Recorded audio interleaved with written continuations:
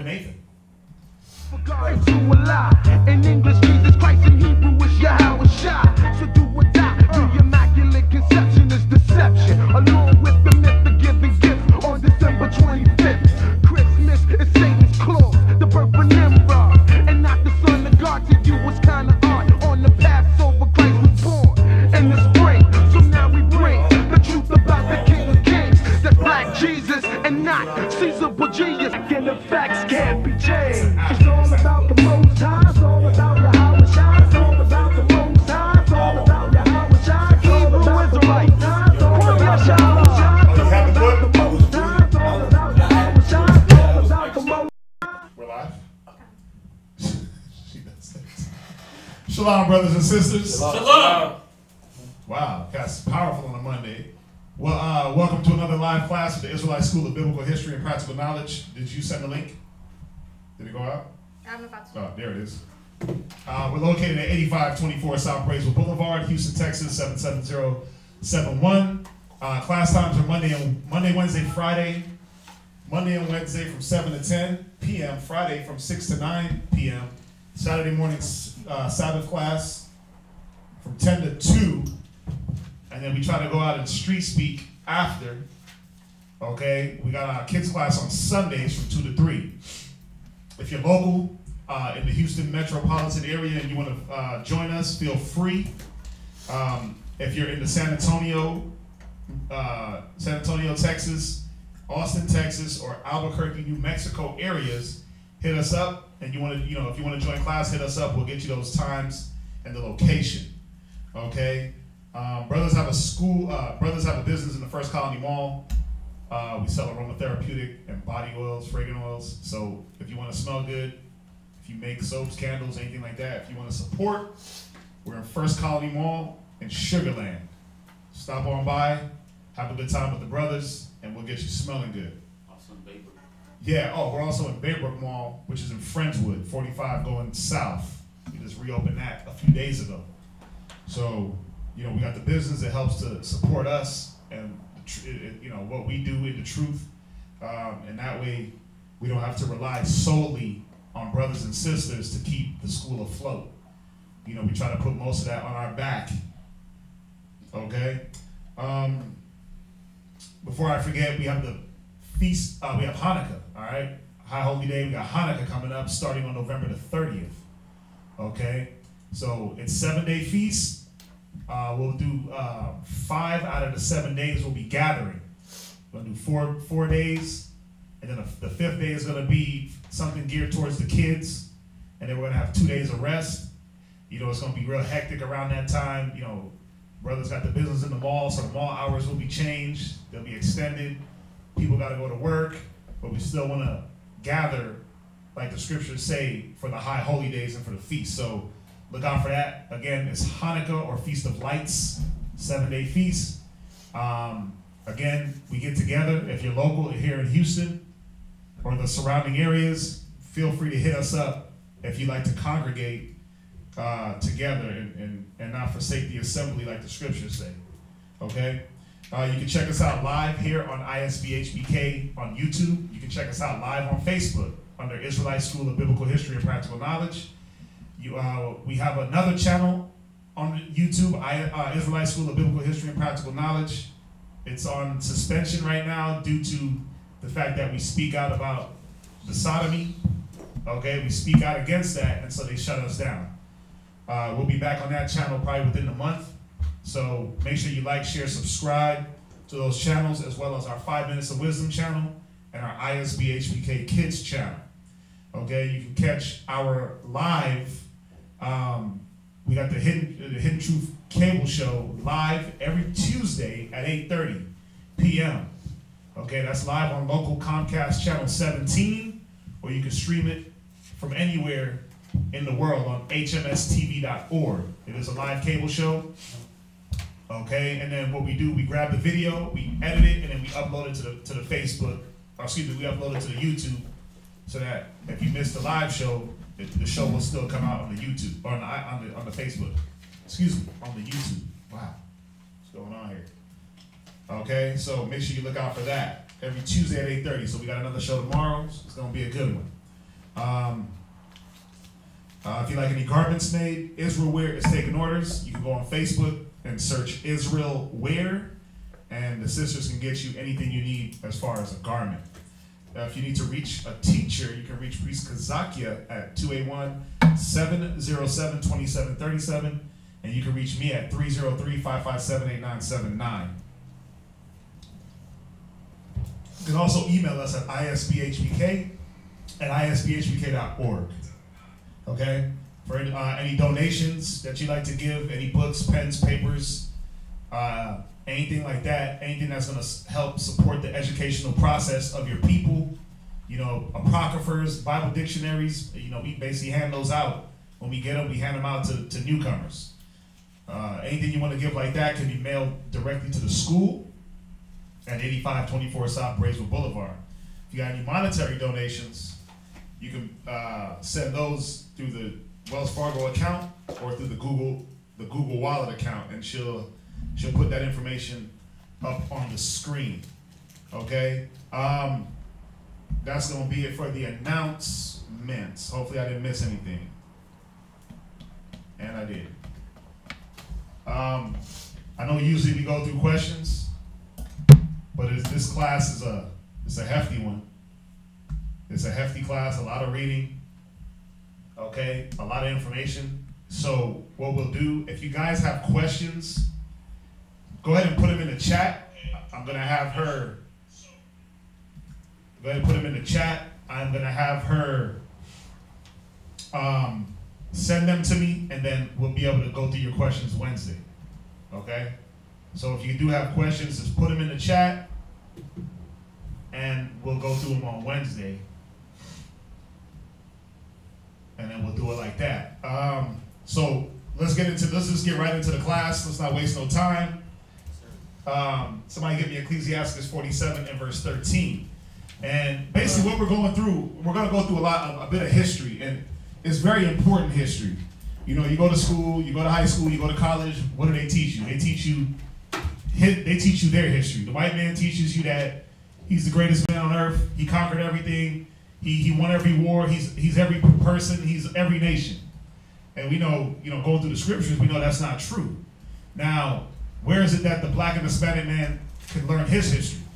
Well, it has to be through us, through the Israelites. We got to teach our history to our people. No one's teaching us who we are. No one's teaching us about the men that fathered our nation. No one's teaching us about their struggles, about the wars that went on. You hear all about, the wars of, you hear all about Esau's wars, man. You hear about the North versus the South with Abraham Lincoln. You hear about the Confederate War. You hear about all these wars that America fought, and it was so great. But what about the wars that we went through? What about the battles? What about the kings? You hear about the fall and rise of different presidents.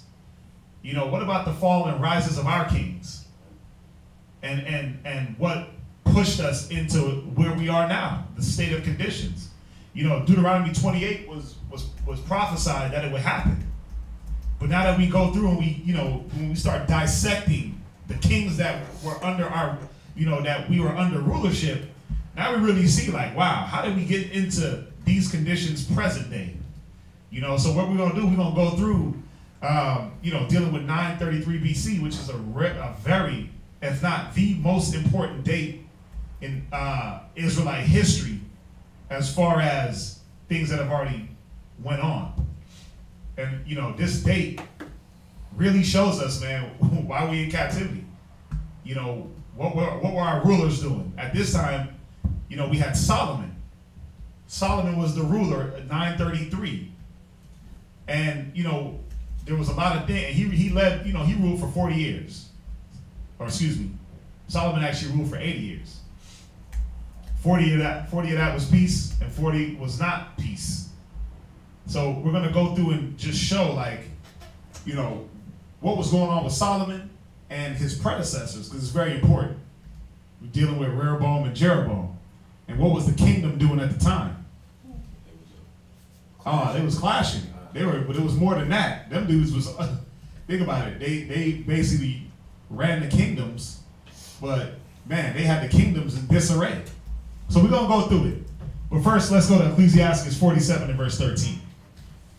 Ecclesiastes chapter 47 and verse 13. Uh-huh. Solomon reigned in a peaceful time. Go ahead. And was honored. For the Most High made all quiet round about him. Right. Solomon reigned during, he's the one that, he got that peace. He got that 40 years of peace. How? Through David's doings, but then Solomon reigned with wisdom. He used wisdom to corral all the other nations to his will. Go ahead. That he might build an house in his name. That he might do what? Build an house in his name. Go ahead. Go. Give me Mark, Wisdom of Solomon, chapter 8 and verse 14. Wisdom of Solomon 8 and verse 1. Wisdom of Solomon, chapter 8 and verse 1. Go ahead. Wisdom reacheth from one end to another mightily. Go ahead. And sweetly doeth she order all things. Right. So wisdom reacheth from one end of the earth to the other mightily, and she orders all things sweetly. Jump down to verse 14.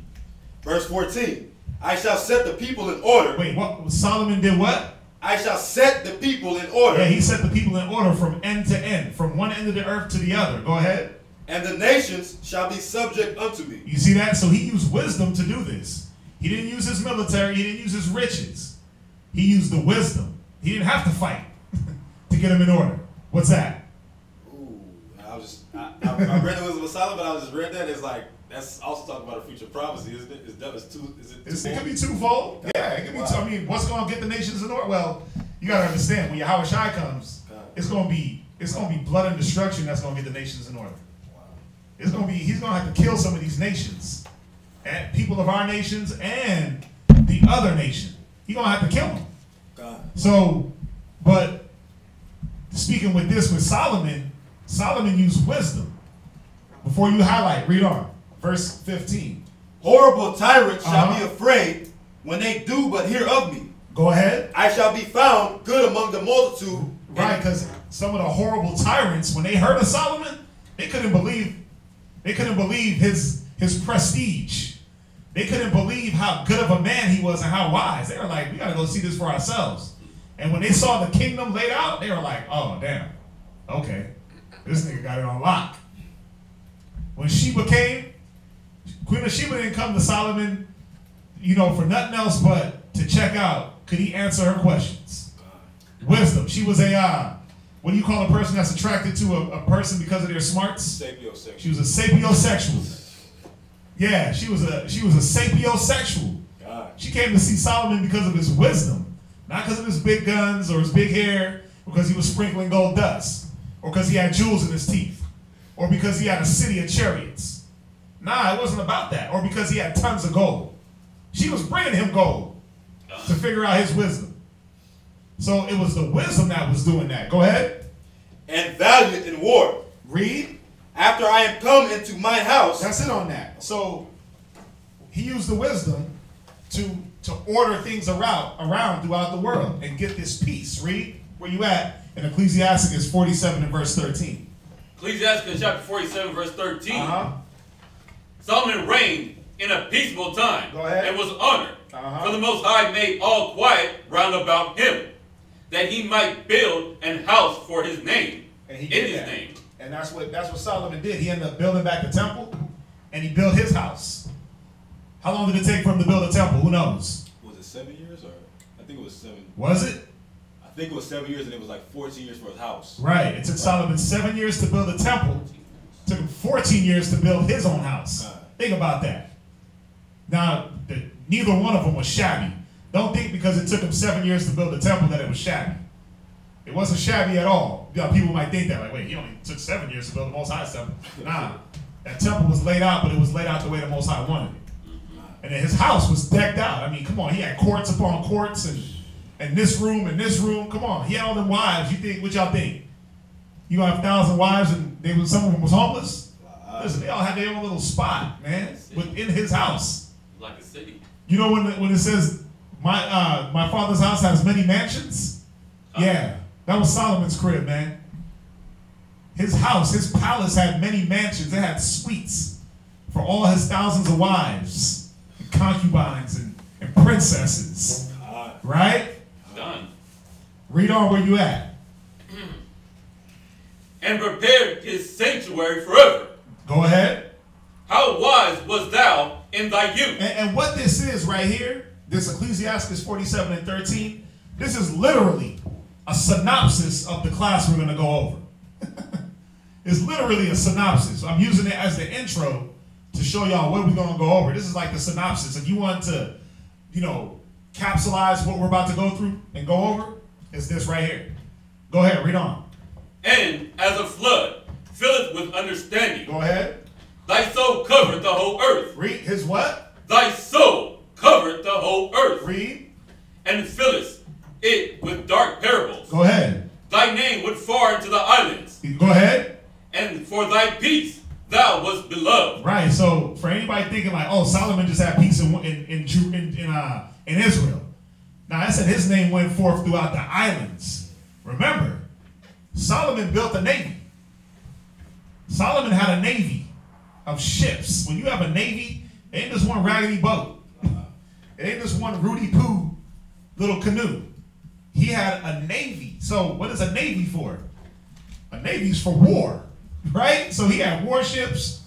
I mean, come on, if he had a navy, I don't want to put something in the scriptures that's not there, but think about it. Wouldn't he have an Air Force? Solomon was the wisest man on the earth. What y'all think? The Wright brothers was the first one to fly? Come on, man. Solomon was covering the earth. What were you gonna say? No, they teach you in school, a history class, that in the early stage, like even in the early 1900s, if you had basically before airfare, like air warfare was like prevalent. Yep. If you had a navy, you can control the sea. Your army was basically guaranteed to win any war. So basically, your army was the most powerful if you could control. If you had a fleet of ships. Oh yeah, because the navy back then. That means he was like probably more powerful. Not probably, was more powerful than anybody. Well, he was. In Earth, yeah. Solomon was the most powerful man on the earth at that time for 40 years. Think about that. To the point where he had so much leisure, he could study lilies and ants.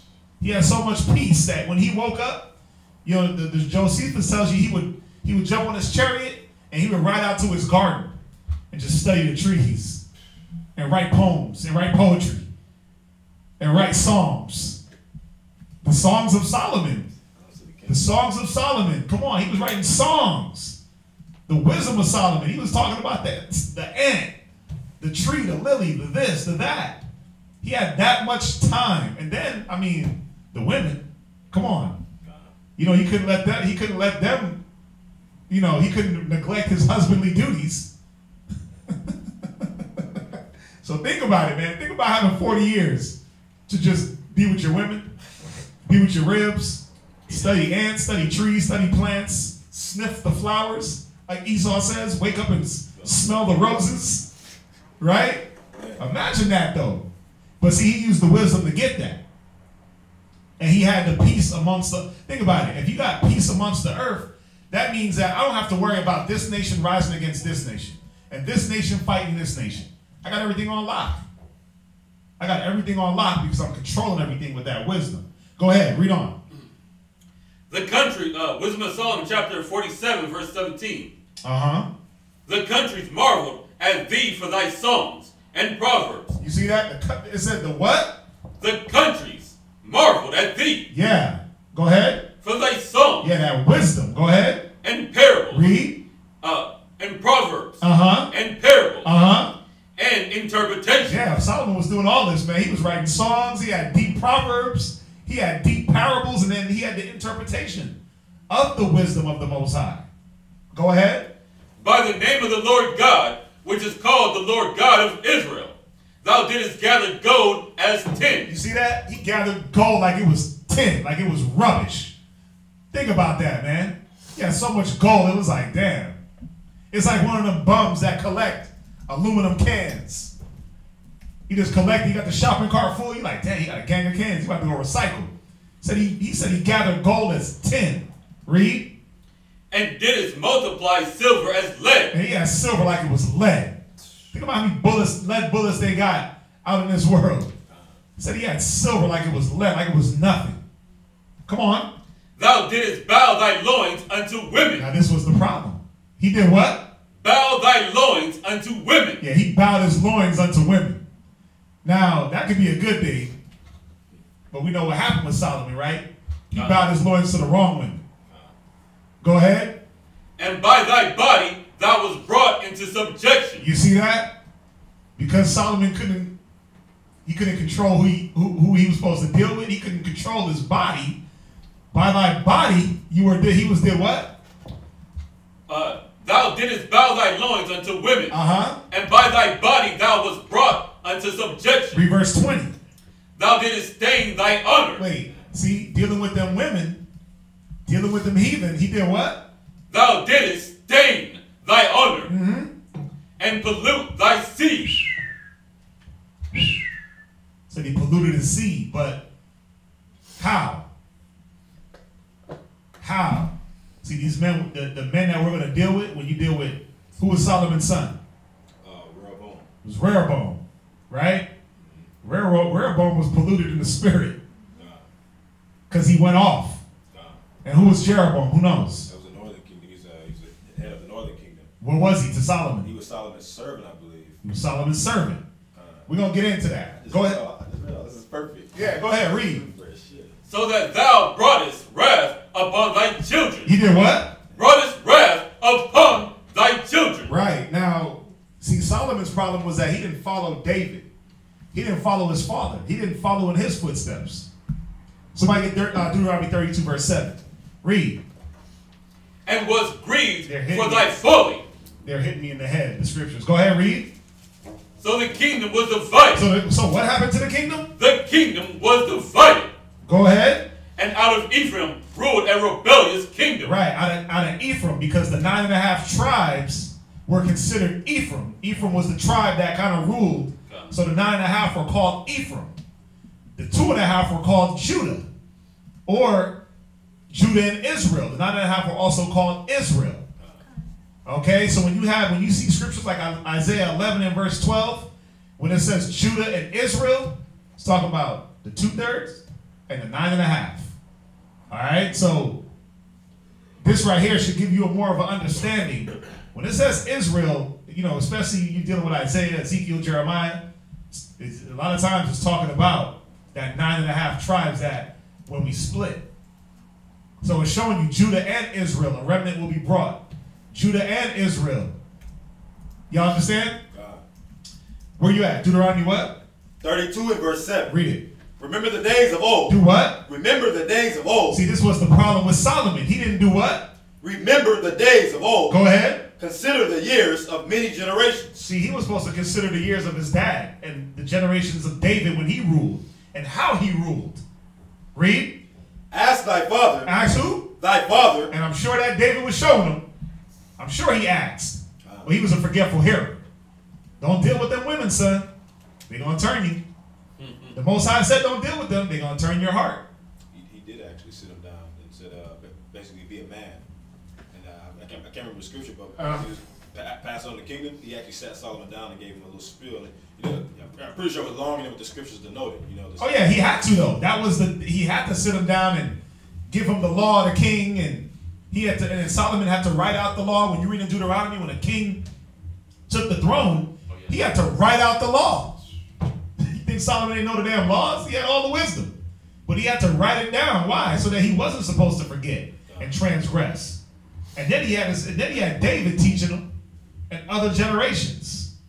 Y'all see that? Go ahead, read. Ask thy father, and he will show thee. Thy elders, and they will tell thee. Go ahead. When the Most High divided the nations, their inheritance, when he separated the sons of Adam. When he did what? Separated the sons of Adam. Go ahead. He set the bounds of the people according to the number of the children of Israel. Right. For the Lord's portion is his people. Right, so just to make that clear, the Lord's portion is his people. But the point was that Solomon was supposed to look at the generations of old, where they messed up at, where they fell, and how to be a better king. I mean, when you look at Solomon, he was basically perfect up until a point. He basically ruled with all wisdom up until a point. Jump back to Ecclesiastes where you left off. Ecclesiastes chapter 47 and verse 22. Read. But the Lord will never leave off his mercy. Uh-huh. Neither shall any of his works perish. Right. Neither will he abolish the prosperity of his elect. Right. Now, this is very important because you have people saying what? What are they say that the tribes are lost.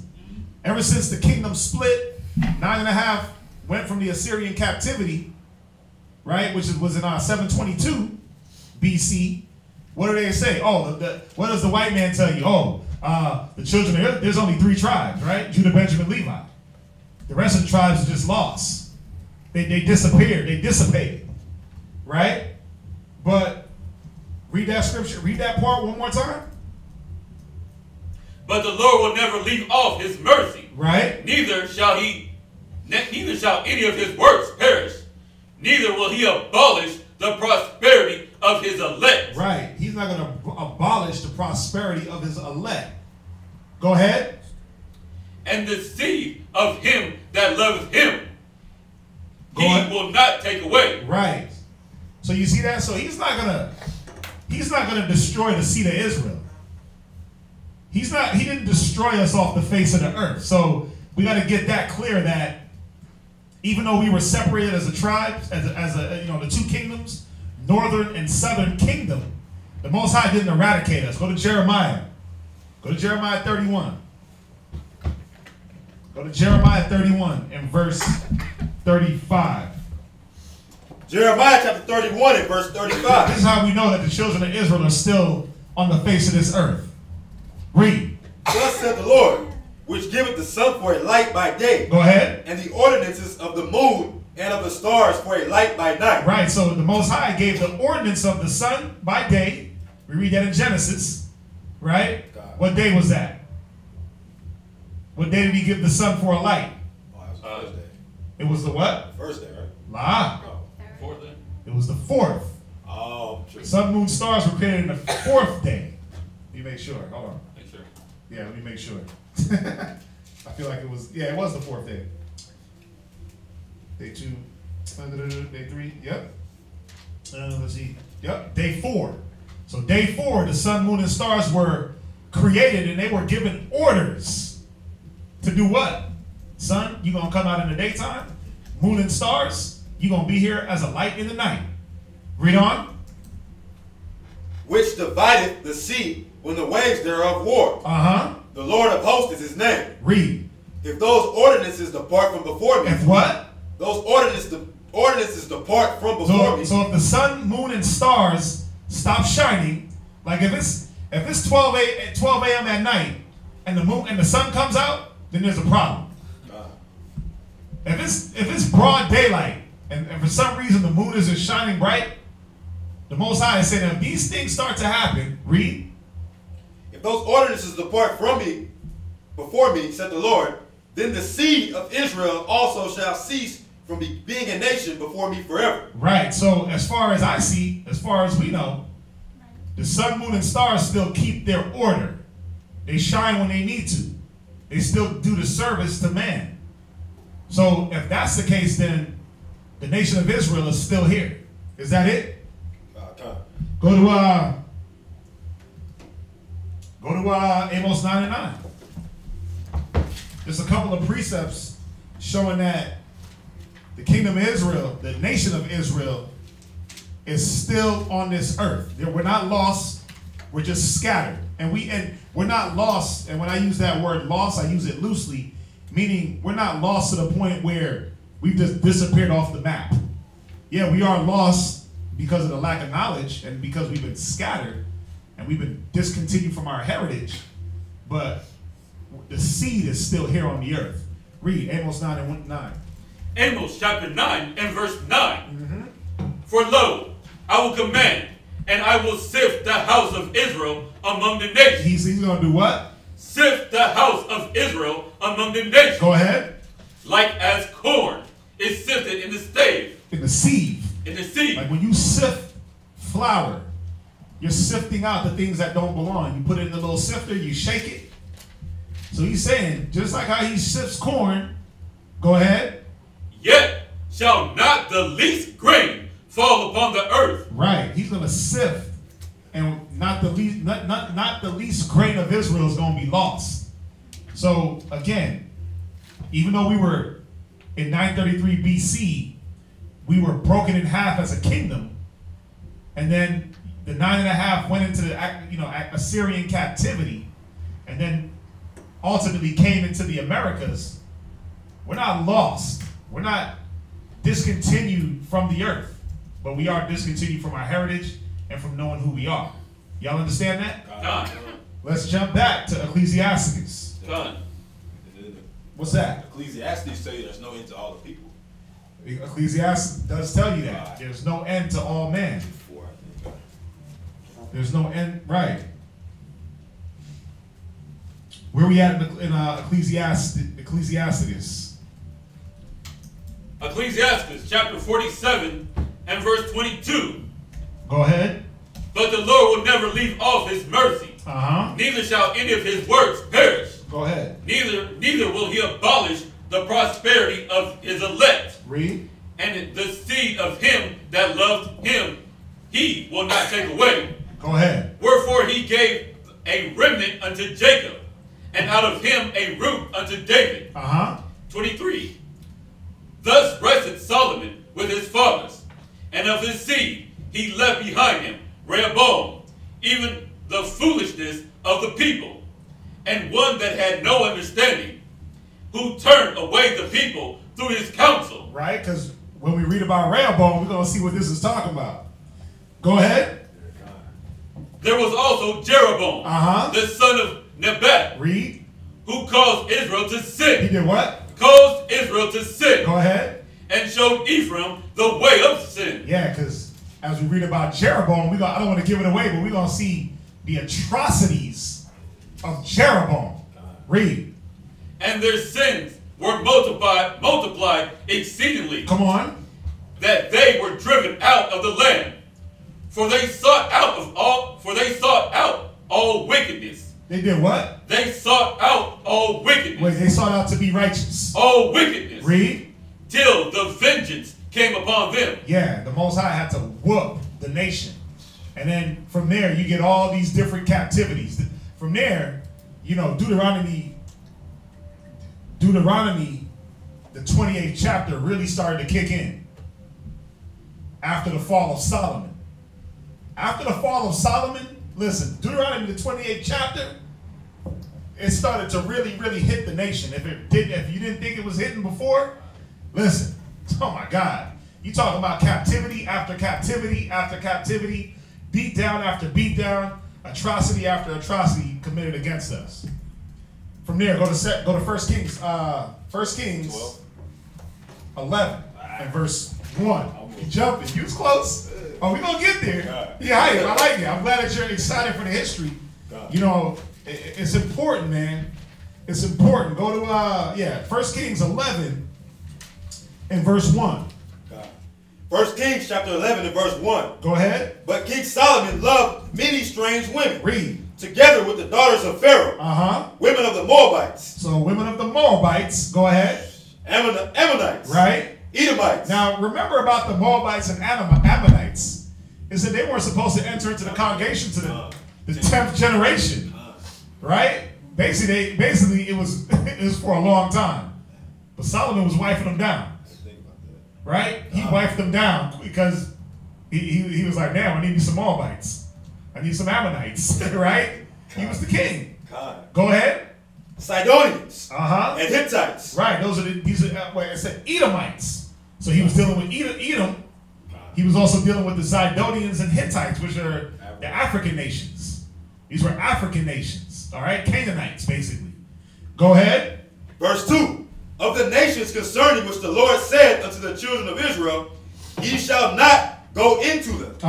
Neither shall they come into you. Go ahead. For surely they will turn away your heart after their gods. They will do what? Turn away your heart after their gods. Listen, it didn't say maybe. It said surely. The Most High said surely. Now, I had this conversation with Kazakia a while back when we were talking about Solomon. And I was like, man, Solomon with all that wisdom. How come he couldn't foresee and really just stick to what the Most High already prophesied would happen. All that wisdom, and he fell to what the Most High said would happen. Think about it. But why? Read on. Solomon clave unto these in love. He did what? Clave unto these in love. Yeah, he let his heart melt for these women. He gave in. He gave his power over to these other nations. It started with his first wife was what? The daughter of Pharaoh. That was his first wife. That was the first no-no. He shouldn't have did it. But you know why he married her? Peace treaty. It was about a peace treaty. He married her, it was about bringing together the wealth. Just like when you watch all these movies and these shows, and what do? The royal families will marry to keep the wealth going, or give me your daughter as an act of peace, or for this or for that. So the intentions were good, but he fell in love. Read on. Verse 3. And he had 700 wives. And he had what? 700 wives. Marcus over here shaking his head like, damn. I was even thinking about this. I was like, man, he had 700 wives. That's excessive. I mean, it's a lot. He was just taking women. He was just taking them. Conquering and taking them. But I'm like, damn, were all these women faithful? Were all these women, he had just 700 wives. Watch, read. Princesses. And 300 concubines. Yeah, 300 concubines. It's 1,000 women. 700 wives and princesses. 300 concubines. Go ahead. And his wives turned away his heart. So obviously they weren't being faithful. They weren't being faithful to him spiritually. They were still serving their gods on the low. They were still serving the god of Ashtoreth, the Moabite gods, the Ammonite gods. They were still serving their gods. And what did they do? It said they did what? Turned away his heart. They turned away Solomon's heart. Read verse 4. Verse 4. For it came to pass, when Solomon was old, that his wives turned away his heart after other gods. And his heart was not perfect with the Lord his power, as was the heart of David his father. Right. So now, from there, y'all, you can see it. I'm going to jump into the Josephus, the Israelite historian. Right? It gets deep when you get into this Josephus, reading about Solomon, Rehoboam, and Jeroboam. So I'm going to read it and then edify. And just, I mean, if you got a Josephus, read along. If you got it on the app, it's all good. But I'm going to read it. And then if you got questions, y'all can ask. So this is Antiquities of the Jews, Book 8, Chapter 7, Section 5. What page? Page 226. Page 226. Now, I'm going to read it. It says, but although Solomon was become the most glorious of kings and the best beloved by the Most High, he had exceeded in wisdom and riches those that had been rulers of the Hebrews before him. So he was wiser than his father, and he was richer. Okay? Yet did he not preserve his happy state till he died. Nay, he forsook the observations of the laws of his father, and came to an end no way suitable to our foregoing history of him. He grew mad in his love of women. What destroys women? What is it that destroys kings? Wine and women destroy kings. He laid no restraint on himself in his lusts. So he got lustful. He got lustful, man. These Moabites was turning King Solomon out. History class. Oh, it is. No, it is a history, but we got to look at the history of Solomon. Listen, we always talk about how gracious Solomon's kingdom was and how he built it and how wise, but we forget to talk about the back end, the end story. Got to talk about the fall to see, okay, how do we get to where we are now? Right? It said he had no restraint in his lusts, nor was he satisfied with the women of his country alone. You see that? He was supposed to be satisfied with the women of his country alone. So he had women of Israel, but he wasn't satisfied with them. He was like, I need me that Moabite, that Ammonite, and that Edomite. And I need me some Africans. But he married many wives out of foreign nations, Sidonians and Tyranians, and Ammonites and Edomites.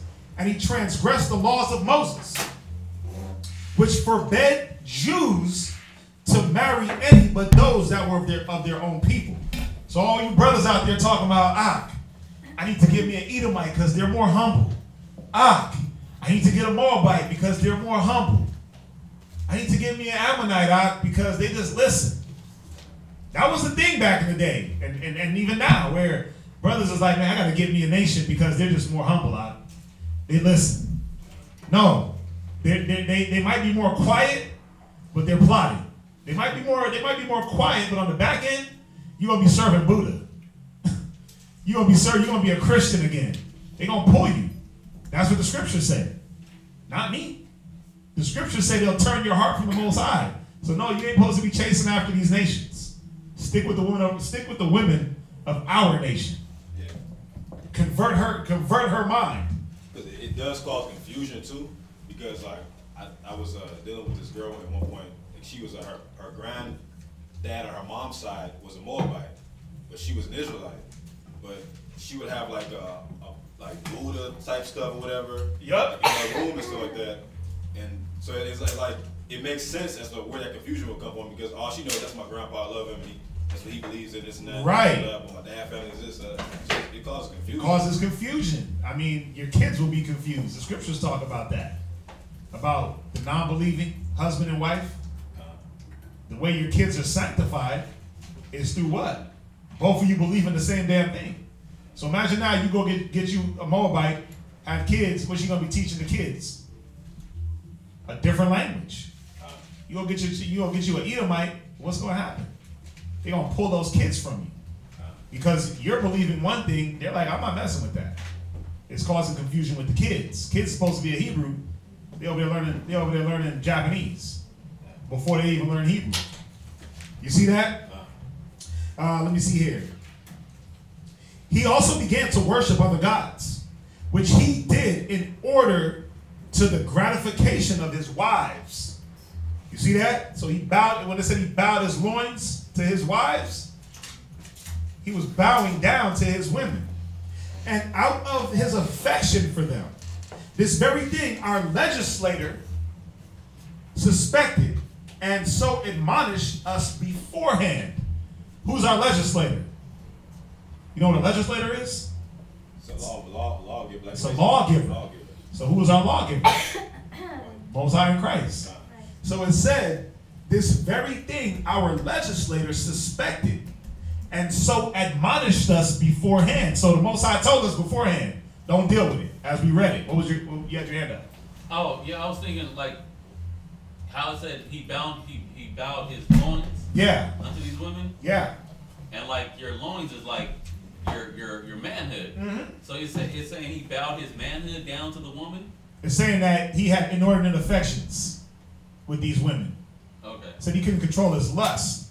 That's why when you go back and read in that next scripture right after that, it said, thou didst bow thy loins unto women, and by thy body thou was brought into subjection. They brought him into subjection under their will. You were in book 8, is it chapter 7? Book 8, chapter 7, section 5. Okay. Oh, you got a Josephus? Nice. Where you get that from? From the back. Oh, nice. Okay, yeah. Book 8, chapter 7, section 5. You see that? And so admonish us beforehand that we should not marry women of other countries. Lest we should be entangled with them with their foreign customs and apostatize from our own. Lest we should leave off to honor our own God and should worship their gods. See, you see that? So that was the issue with Solomon. That was the issue with Solomon, where it wasn't the fact that he had many women, it was the women that he chose. It was the women that he chose. Go to Proverbs 16 and 12. Proverbs 16 and verse 12.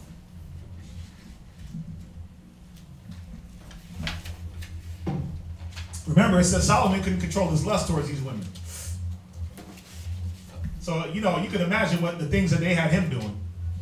at his old age, you could imagine the things that they were having. He was dipping it in his cookie in the wrong milk, right?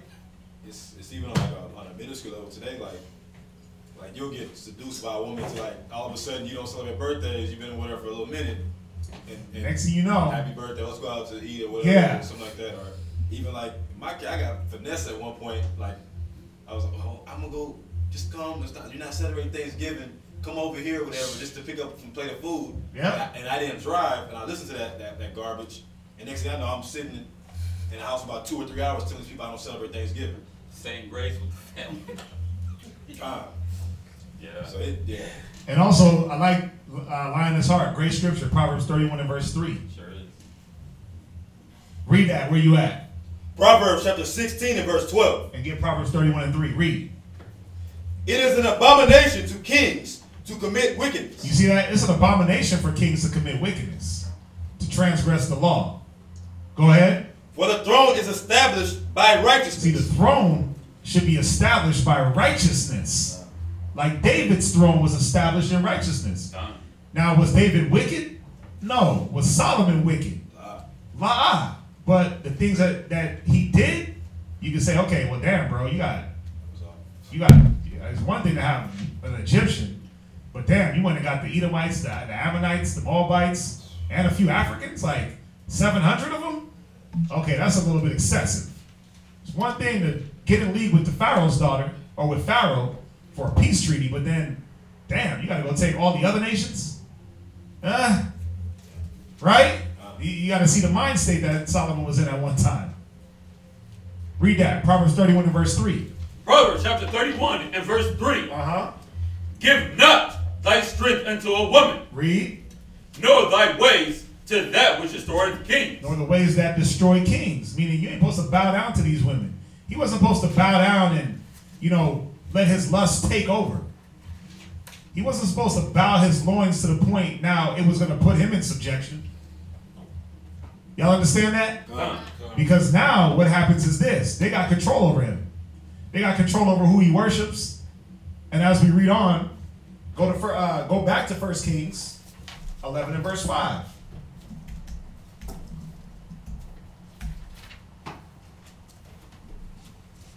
1 Kings 11 and verse 5. 1 Kings 11 and verse 5. Go ahead. For Solomon went after Ashtoreth, the goddess of the Zidonians. Right. And after Milcom, the abomination of the Amorites. So Solomon wasn't just chasing one god, he was chasing a few. You see that? He was building temples to all these different gods and literally worshiping them. Read. And Solomon did evil in the sight of the Lord, and went not fully after the Lord, as did David his father. Then did Solomon build an high place for Chemosh, the abomination of Moab. Yeah, so he went after the god of Moab. Read. In the hill that is before Jerusalem, and for Molech, the abomination of the children of Ammon. You see that? He was building to Molech. Read. When you look up, when you deal with Molech, Molech was that cow.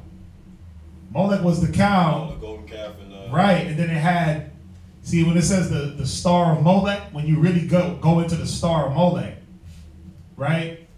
It was a star in the middle of his forehead. It represented let me look before I speak on it. But you got to look into Molech. Like when they say, "Oh, you wearing the star of Molech," like, nah, bro. Look into that. That's first of all, the star of Molech wasn't even if I'm not mistaken, it wasn't even a star. Let me see here real quick. Read on. Verse 8. And likewise did he for all his strange wives, which burnt incense and sacrificed unto their gods. Go ahead. Verse 9. And the Lord was angry with Solomon, because his heart was turned from the Lord God of Israel, right, which had appeared unto him twice. See, now the Most High appeared, the Yahweh Shai appeared to him twice, or an angel of the Most High appeared to Solomon twice to tell him to leave off those gods. But he was like, nah, Moab got me. Ammon got me. Read. Verse 10. And had commanded him concerning this thing, that he should not go after other gods. But he kept not that which the Lord commanded. Read.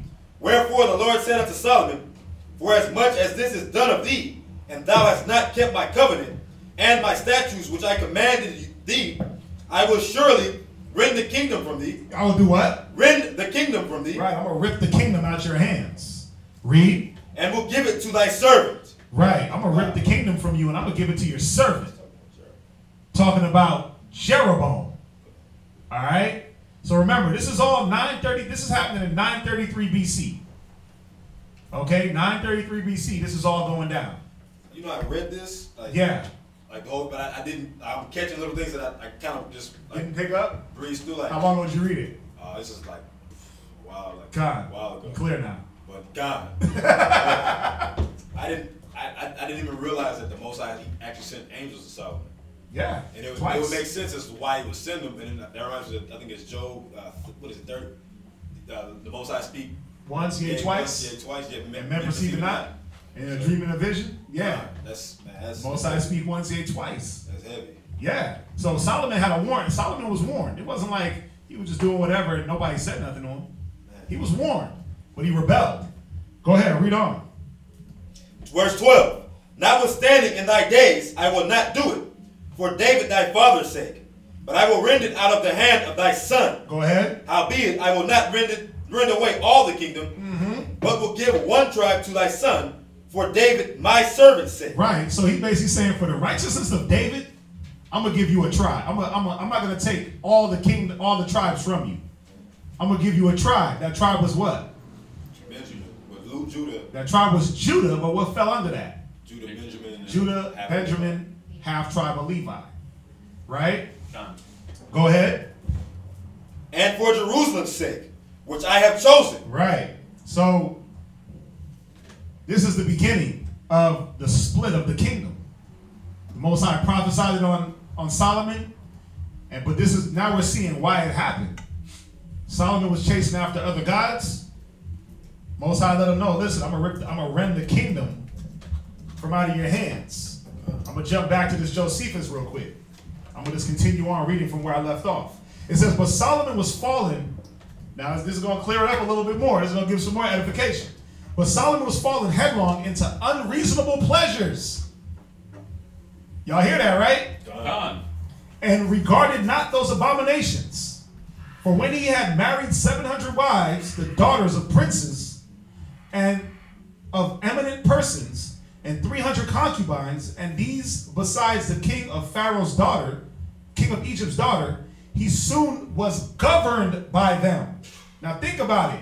He was the king, but he had these women ruling over him.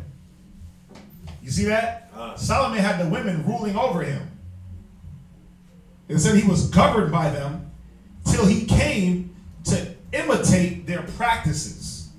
He was forced to give them this demonstration of his kindness and affection to them, to live according to the laws of their countries. And as he grew into years, and as his reason became weaker by length of time, it was not sufficient to recall to his mind the institutions of his own country.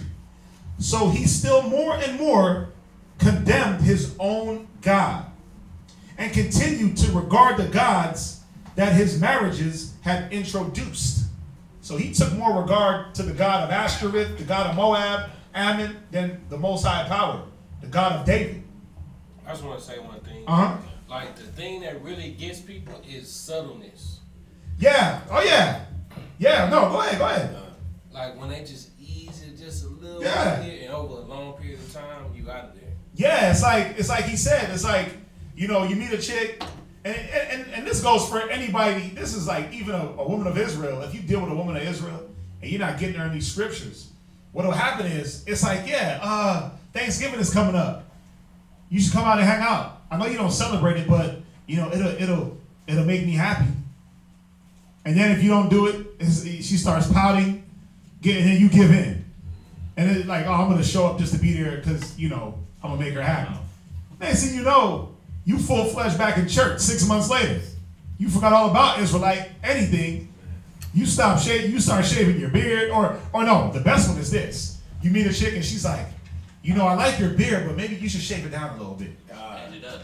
And then you should edge it up. And next thing you know, she gets you to shave it down. You're like, all right, I'm just shaving it down. It's lawful.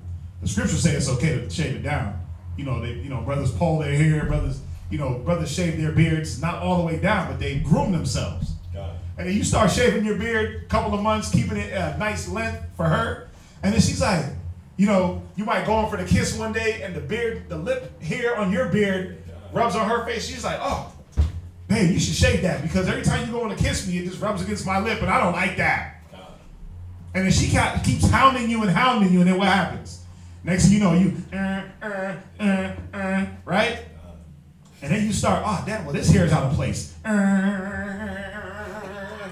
Next thing you know, you damn got a crispy ass beard, just looking like you came out the salon.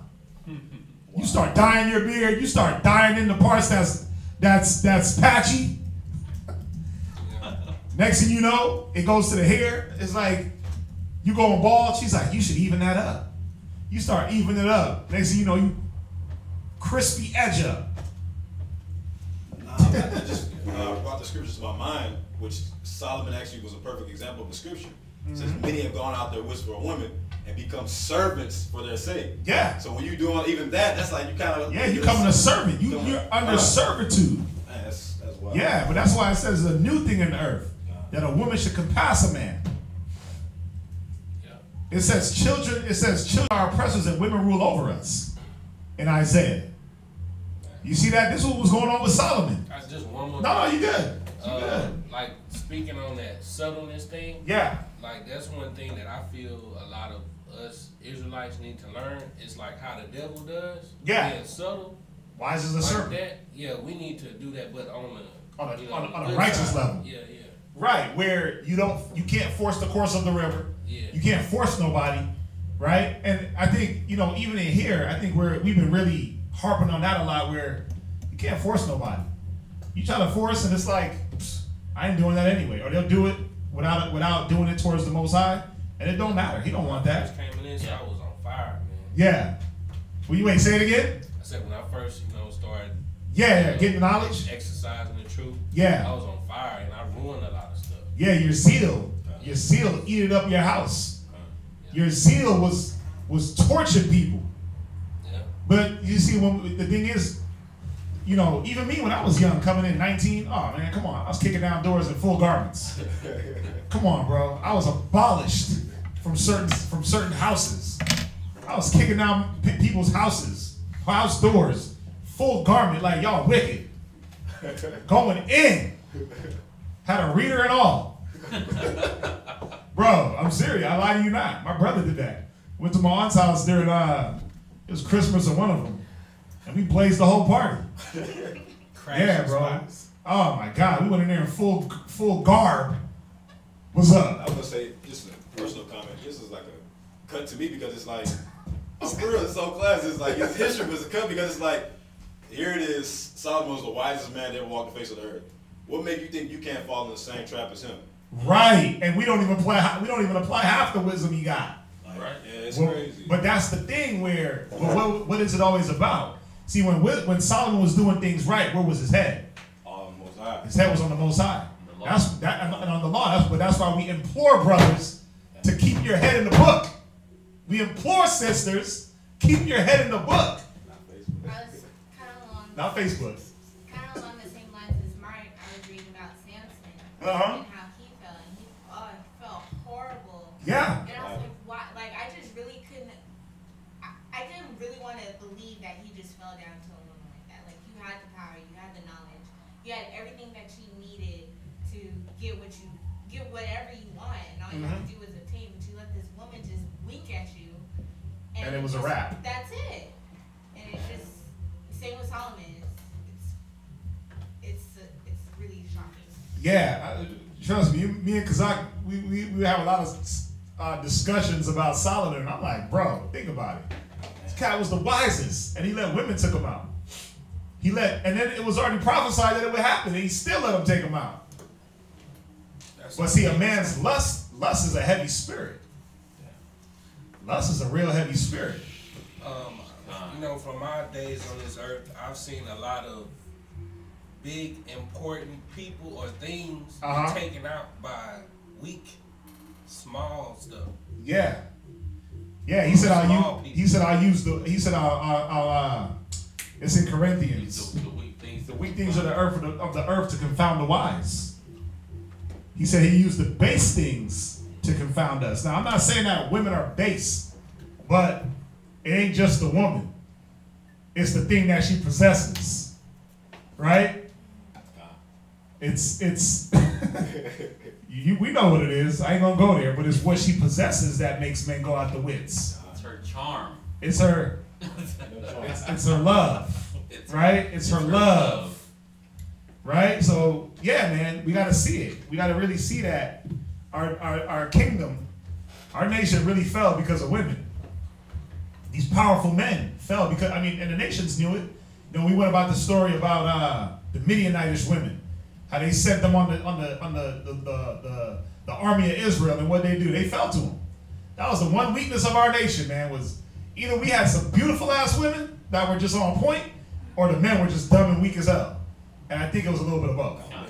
The women were on point, and the men were just weak too. It was like, damn, I'm strong, but when it comes to you, I don't know.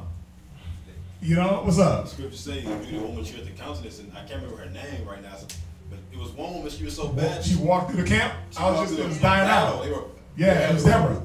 Deborah. Yeah, she walked through the battle during a war. Yeah, she was that bad. She wasn't Nicki Minaj. It's funny because that popped in my head too. No, it wasn't no Nicki Minaj. Yeah, it wasn't no Lil Kim. It wasn't that. It wasn't no Kardashian. This sister was bad. Think about that. She was that bad that they stopped battling to look at her. Or even how Dinah, what's his name? The Hamite. I can't remember his name. He defiled Dinah. Yeah. Damn. But after, I can't remember his name. But after, I forgot his name too. The scripture say after he did that though, he was like inclined. His heart was inclined up to her. He loved her. She must have been like just bad. Like, yeah, he raped her, but then he was like, I need her to wife. Like, I need to be with her. And yeah, he took her the wrong way, but then he was like, damn, I love this chick. But now you see why all the nations run after our women. Now you see why Esau grabbing up Judah, grabbing up Ephraim. He going to South America and grabbing up our women. Why? Because they're dope. He running into the islands. You know what I mean? White boys, you know what I mean? Dominican women I know that got white husbands. I'm like, damn, is that just a thing where they just go down, like Esau goes to Dominica and just picks one? Is it a damn lotto? Got money. But that's what it is. But think about it. You got money, you can go get a woman from anywhere. Get your own damn woman. But there's something about our women. That beauty, that charm, that love, that when they are in the right mind, bro, they hold it down for a cat. Yeah. It's like Bonnie and Clyde, 2018. Right? But see, Solomon was chasing these other women. So think about it. If he wasn't satisfied with our women, I mean, these women had to be bad too. I'm sure that Solomon wasn't getting no Rudy Poo wives and Rudy Poo concubines. These women were top notch of the nation. He didn't have to get so many of them though. I'm gonna read on.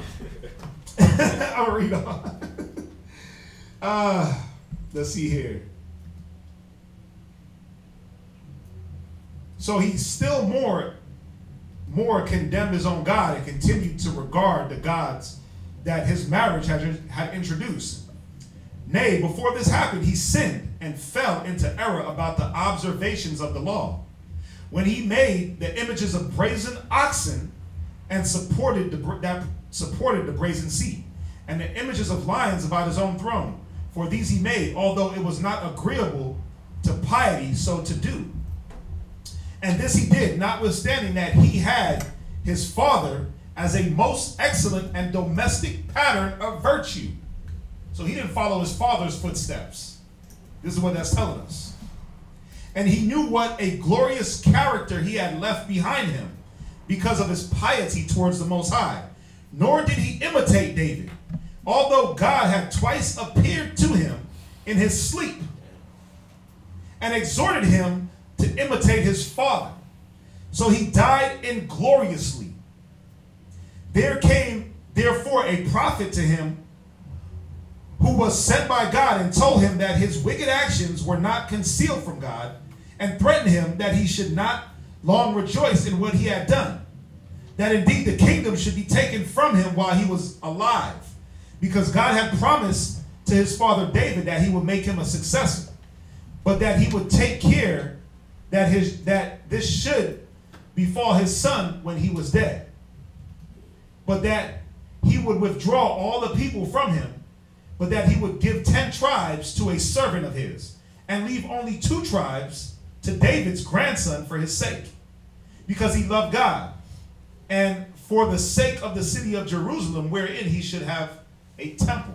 So basically he was saying that, listen, the Most High came, he basically told him, listen, if you don't change, I'm going to rip the city from you, I'm going to split it, 10 tribes go to your servant, 2 tribes go to your grandson.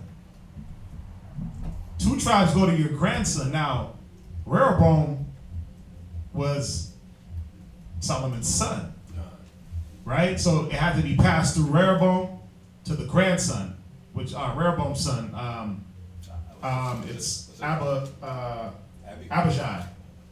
Rehoboam's son is Abijah, right? Hopefully we get that far. So y'all see that about Solomon, right? Now, very, very deep info. Go to 1 Kings 11:26. Let's continue on in there. 1 Kings chapter 11, verse 26. Now we're going to go into Jeroboam and read about him. So it's prophesied the kingdom's going to split. So basically, Jeroboam gets wind that the kingdom is going to go to him. So let's see what he's talking about. Read. And Jeroboam, the son of Nebat, and Ephrathite of Zerida, Solomon's servant, whose mother's name was Zerba, a widow woman, even he lifted his head up against the king. He did what? Lift up his head against the king. So he lifted up his hand against the king. No, you're good. I know you got a 16:11. Go ahead. And this was a cause that he lifted up his hand against the king. Go ahead. Solomon built Milo and repaired the breaches of the city of David, his father. Go ahead. And the man, Jeroboam, was a mighty man of valor. Uh-huh. And Solomon, seeing the young man that he was industrious, he made him ruler over all the charge of the house of Joseph. Right. So you see, Solomon was rebuilding the kingdom, rebuilding the temple, rebuilding the walls. And he saw Jeroboam, how industrious he was. So he put him in charge of the whole house. He put him in the house of Joseph. He said he put him in the charge of the house of Joseph. What was the house of Joseph? Right, the 9.5. Well, the house of Joseph. Oh, excuse me. Yeah, the northern tribes. Yeah, the northern tribes. Yeah. He put him in charge of the whole house, or the house of Ephraim. Go ahead. And it came to pass at that time, when Jeroboam went out of Jerusalem, that the prophet Ahijah, the Shilonite, found him in the way, and he had clad himself with a new garment. Right. And they too were alone in the field. Right. So pause right there. Now check this out. I'm gonna jump back. I'm gonna be jumping back and forth to this Josephus. All right. It's just gonna expound a little bit more on the story that we just read.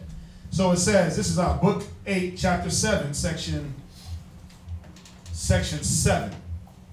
Okay. It said, there was also one of Solomon's own nation that made an attempt against him, Jeroboam, the son of Nebat, who had an expectation of rising from a prophecy that had been made to him long before. He was left a child by his father and brought up by his mother. And when Solomon saw that he was of an active and bold disposition, he made him the curator of the walls which he built round about Jerusalem. And he took such care of those works. A curator, y'all know what that is, right? Law. A curator, it's like you have people that, a curator of paintings, or perfect example, when you go into Washington and they have the Constitution. They have curators that they do the upkeep. You know, they put it down into the ground, into the basement, they pull it out, they dust it, they clean it, they do all that, they try to keep it because it'll fade. So he was a curator of the walls. He was a maintenance guy. They helped preserve it. He helped preserve the walls in short term. He was the maintenance man. But Solomon saw how he did his work, how he was about his business, right? He was about that life. You see that? And he took such care of those works that the king approved of his behavior and gave him as a reward for the same the charge of the tribe of Joseph. And went about that time Jeroboam was once going out of Jerusalem, a prophet of the city of Shiloh, whose name was Ahijah, met him and saluted him. And when he had taken him a little to the side, to a place out of the way, where there was not one other person present. I'm going to pause right there. Read on where you at in Kings. Verse 30. And Ahijah caught the new garment that was on him and rent it in 12 pieces. Right, so Jeroboam had a brand new garment on. So he took the garment and ripped it into how many pieces? 12 pieces. Right, so he took 12 pieces, represent the 12 tribes of Israel. God. Go ahead. And he said to Jeroboam, take thee 10 pieces. Right, so he gave Jeroboam 10 pieces, showing him, you were going to get the 9.5. The 10 represented that half tribe of Levi. Remember, the Levites went. No matter where we went, we had to have the tribe of Levi with us. So when the kingdom split, half went with Jeroboam, half went with Rehoboam. So that's why you get your 2.5 and your 9.5. Or some say the 2 and the 10.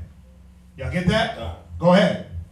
And he said to Jeroboam, take thee 10 pieces, for thus saith the Lord, the power of Israel. Behold, I will rent the kingdom out of the hand of Solomon, and will give 10 tribes to thee. Right. But he shall have 1 tribe for my servant David's sake. Right. And for Jerusalem's sake, the city which I have chosen out of all the tribes of Israel. Because that they have forsaken me, and have worshipped Ashtoreth, the goddess of the Sidonians, Chemosh, the god of the Moabites, and Milcom, the god of the children of Ammon. Right. And have not walked in my ways to do that is right, that which is right in mine eyes. Where you at? Verse 33. Go ahead. And to keep my statutes and my judgments as did David his father. Right.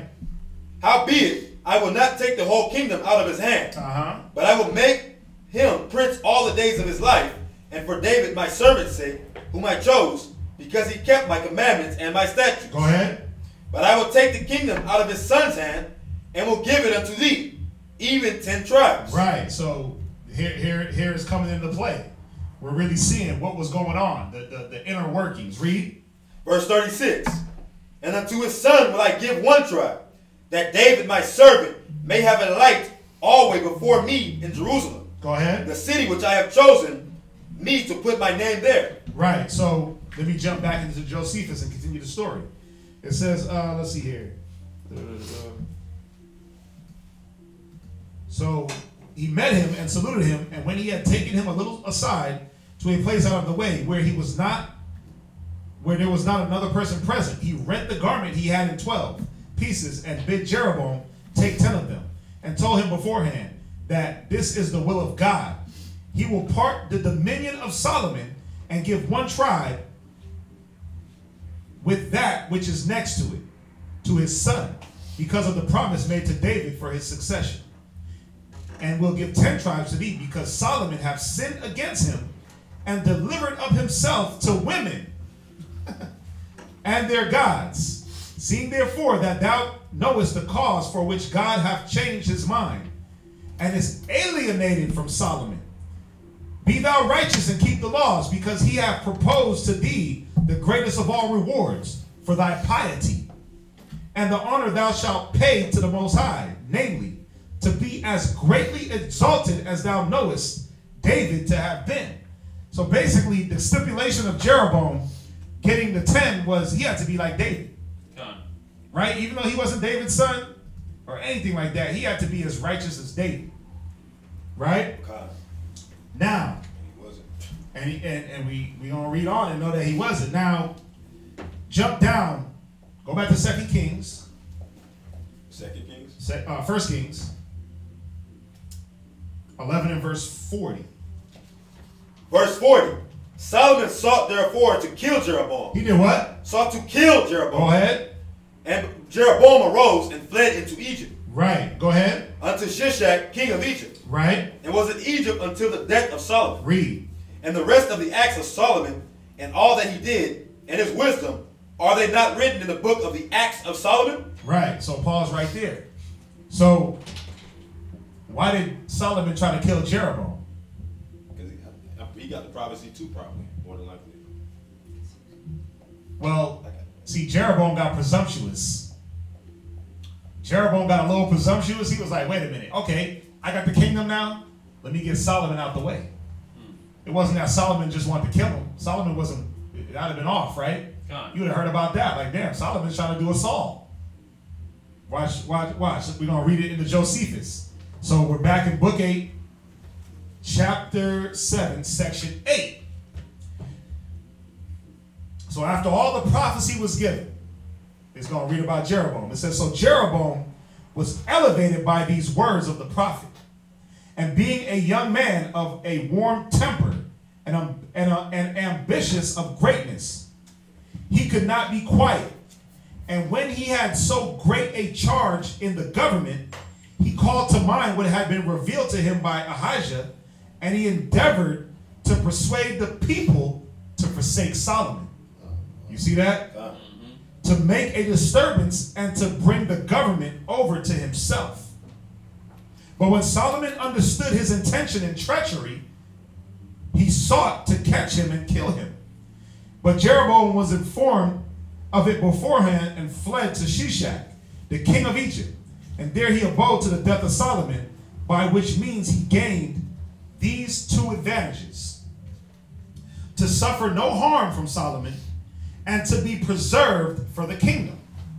So Solomon died when he was already an old man, having reigned 80 years. So remember, he had 40 years of peace. He had 40 years of peace. So the other 40 had to have been what? Because it tells you in chapter, it tells you that there was an Edomite, Hadad, or I can't remember. Yeah, when I skipped it, but it's actually 1 Kings 11 and 14. Yeah, he had an Edomite. His name was Hadad the Edomite. Hadad. Yeah, well, it was him. Then there was another man that came up against Solomon. So he had 40 years of peace, but then he had 40 years of war. He had 40 years of turmoil after he went off. See, part of that 40 years of Solomon's peace was when he was building the kingdom. Think about it. Or building the temple. You can't build a temple when you're at war. He wouldn't have been able to build his house if he was at war. So after he did all he did and he's starting to get old, now he got to go into battle. Think about that. He's supposed to retire. You're supposed to fight your wars early and then have the peace late. But he did it in the reverse because why? He went off. So the Most High sent Edom. Ain't that so? And then 23 is the other person. And then he sent... it was Rezon. Well, no, listen. He said a Midianite in verse 18.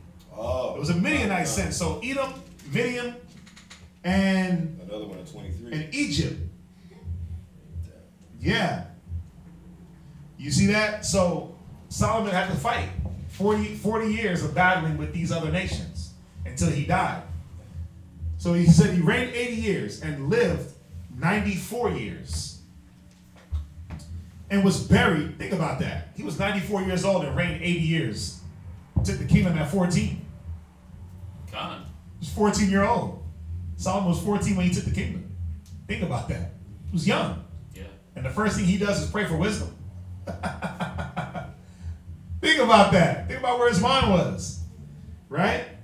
He was buried in Jerusalem, having been superior to all other kings in happiness and riches and wisdom, excepting that when he was growing into years, he was deluded by women. He was deluded by women and transgressed the law, concerning which transgressions and the miseries which befell the Hebrews thereby. You seeing that? So Solomon's transgressions are the reasons for what befell the Hebrews. I think proper to discourse at another opportunity. So basically, I mean, y'all get that, right? So that's Solomon. Now we're dealing with the kingdom split. So the one thing about a kingdom splitting is, go to Mark 3:24. The kingdom is split. Mark 24, Luke 11:17. I got Luke. The kingdom is split, so automatically what's going to happen? It ain't going to stand. It's not going to stand the test of time. John. I can read Luke. Read. Mark chapter 3, verse 24. Uh-huh. And if a kingdom be divided against itself, Read. that kingdom cannot stand. Point blank to the point. That kingdom is divided. It can't stand. There's no stability. Because why? Now, we got two different mindsets at play. We're going to see the mindset of Jeroboam and the mindset of Rehoboam. Read Luke 11:17. Luke chapter 11, verse 17. But he, knowing their thoughts, said unto them, every kingdom divided against itself Go ahead. is brought to desolation. Wait, the Israelites have been what? Brought to desolation. Yeah, ever since 933 BC, man, we've been brought to desolation. Read. And a house divided against a house falleth. You see that? Because now, after the kingdom split, not only did it split, these Negroes have the nerve to fight against each other. Right. Rehoboam and Jeroboam. What scripture is that? Luke, Tell me where you at. Luke 11 and 17. But that's spiritual too, because we were just talking about this in the car. How the scriptures, like, they don't, even though they're given to Israel, right? They're applicable to all humanity. Right. And I said, we were talking about how Esau started the whole thing with nukes, and now every country has it. So it's like, thine own wickedness shall correct thee. Right, right. But this is, when it says that the kingdom divided against itself cannot stand, this whole nation is divided against itself. You got confusion. You got the Democrats, Republicans. You got this party, that party. You got the Unite the Right. What is it, Mantifa? So they're divided against each other right now. That's how you know this place is bound for destruction pretty soon. Yeah, you got the gay rights and you got the niggas that hate gays. You got the gay rights activists and the ones that are against it. You got, all the different belief systems. Like you said, Republicans, Democrats. It's like, pick me. Yeah, at some point, it has to implode. Because they're divided. Don't let them fool you into thinking that democracy is the way. That's clear division. Even though they're about destroying the black man and the Hispanic man and the Native Indians, it's still confusion. Right? So, what you want to write down is 933 BC, Israel was divided into two parts. And then you can put the northern kingdom, 9.5 tribes under Rehoboam, Solomon's son. No. You said 9.5 is Rehoboam. 9.5 is Jeroboam. Okay. Damn, I messed it up then. Really? Oh yeah, Solomon, yeah, I'm sorry. Northern Kingdom, 9.5 tribes under, you can put, Northern Kingdom, 2.5 tribes. Put Southern Kingdom, 2.5 tribes. Under Rehoboam. Wow. Yeah, I wrote that wrong. How did I write that wrong? The names are so Jeroboam, Rehoboam. I just remember the R, Solomon, PQRS. That's how I remember. Quick question. Yeah. In the Apocrypha, it's Rehoboam. And then in the Bible it's Rehoboam. That's the same person though, right? Same person. Just different, they translated it. Yeah, I'm just making sure. It's just like when they deal with Isaiah, or even when it says Jesus. In one part, it's talking about. Jeroboam. Oh my gosh! It says it's talking about the son of Joshua. No, not Joshua. It is talking about Joshua. Is it Joshua? No, it's Jeremiah. Yeah, it's just a translation. Okay. It's just a translation of the names. Even like Ezra's. And Ezra, same person. Yeah. So we're clear on that, right? What's the Northern Kingdom? Jeroboam. Northern Kingdom is Jeroboam. Right? How many tribes? 9.5. 9.5 tribes. Southern Kingdom is who? Rehoboam. 2.5 tribes. So this is after Solomon dies. So Solomon's dead now.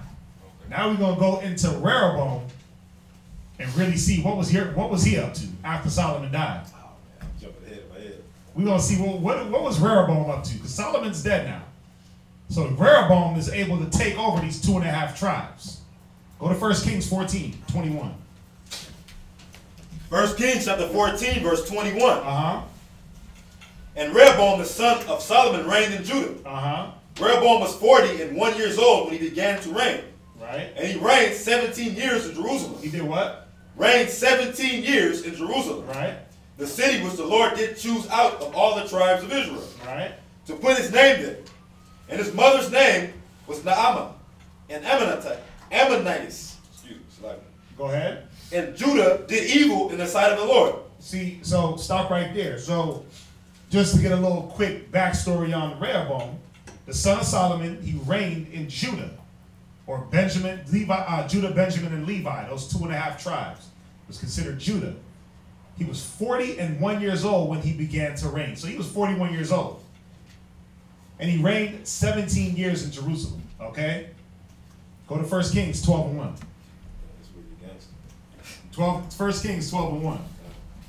And Rehoboam went to Shechem, for all Israel were come to Shechem to make him king. Right. And it came to pass, when Jeroboam the son of Nebat, who was yet in Egypt, heard of it, for he was fled from the presence of the King Solomon, and Jeroboam dwelt in Egypt, that they sent and called him, and Jeroboam and all the congregation of Israel came, and spake unto Rehoboam, saying, Thy father made our yoke grievous. Right. Now therefore make thou the grievous service of thy father, and his heavy yoke which he put upon us lighter, and we will serve thee. Right. So basically, they're trying to anoint Rehoboam as king, and they're coming to him and they're saying, "Listen, man, Solomon had us working a little bit too hard.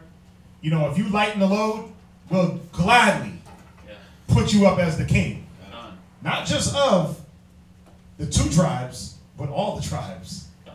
Because truthfully, he was supposed to reign over all the tribes. That was supposed to happen. But since Solomon went off, now he only gets the 2.5. But they came like, listen, they all came. The whole kingdom came and said, listen, we'll let you reign over us if you lighten the load, if you be a gracious king. Read on. 5. And he said unto them, Depart yet for 3 days. Okay, go ahead. Then come again to me, and the people departed. Right, so pause right there.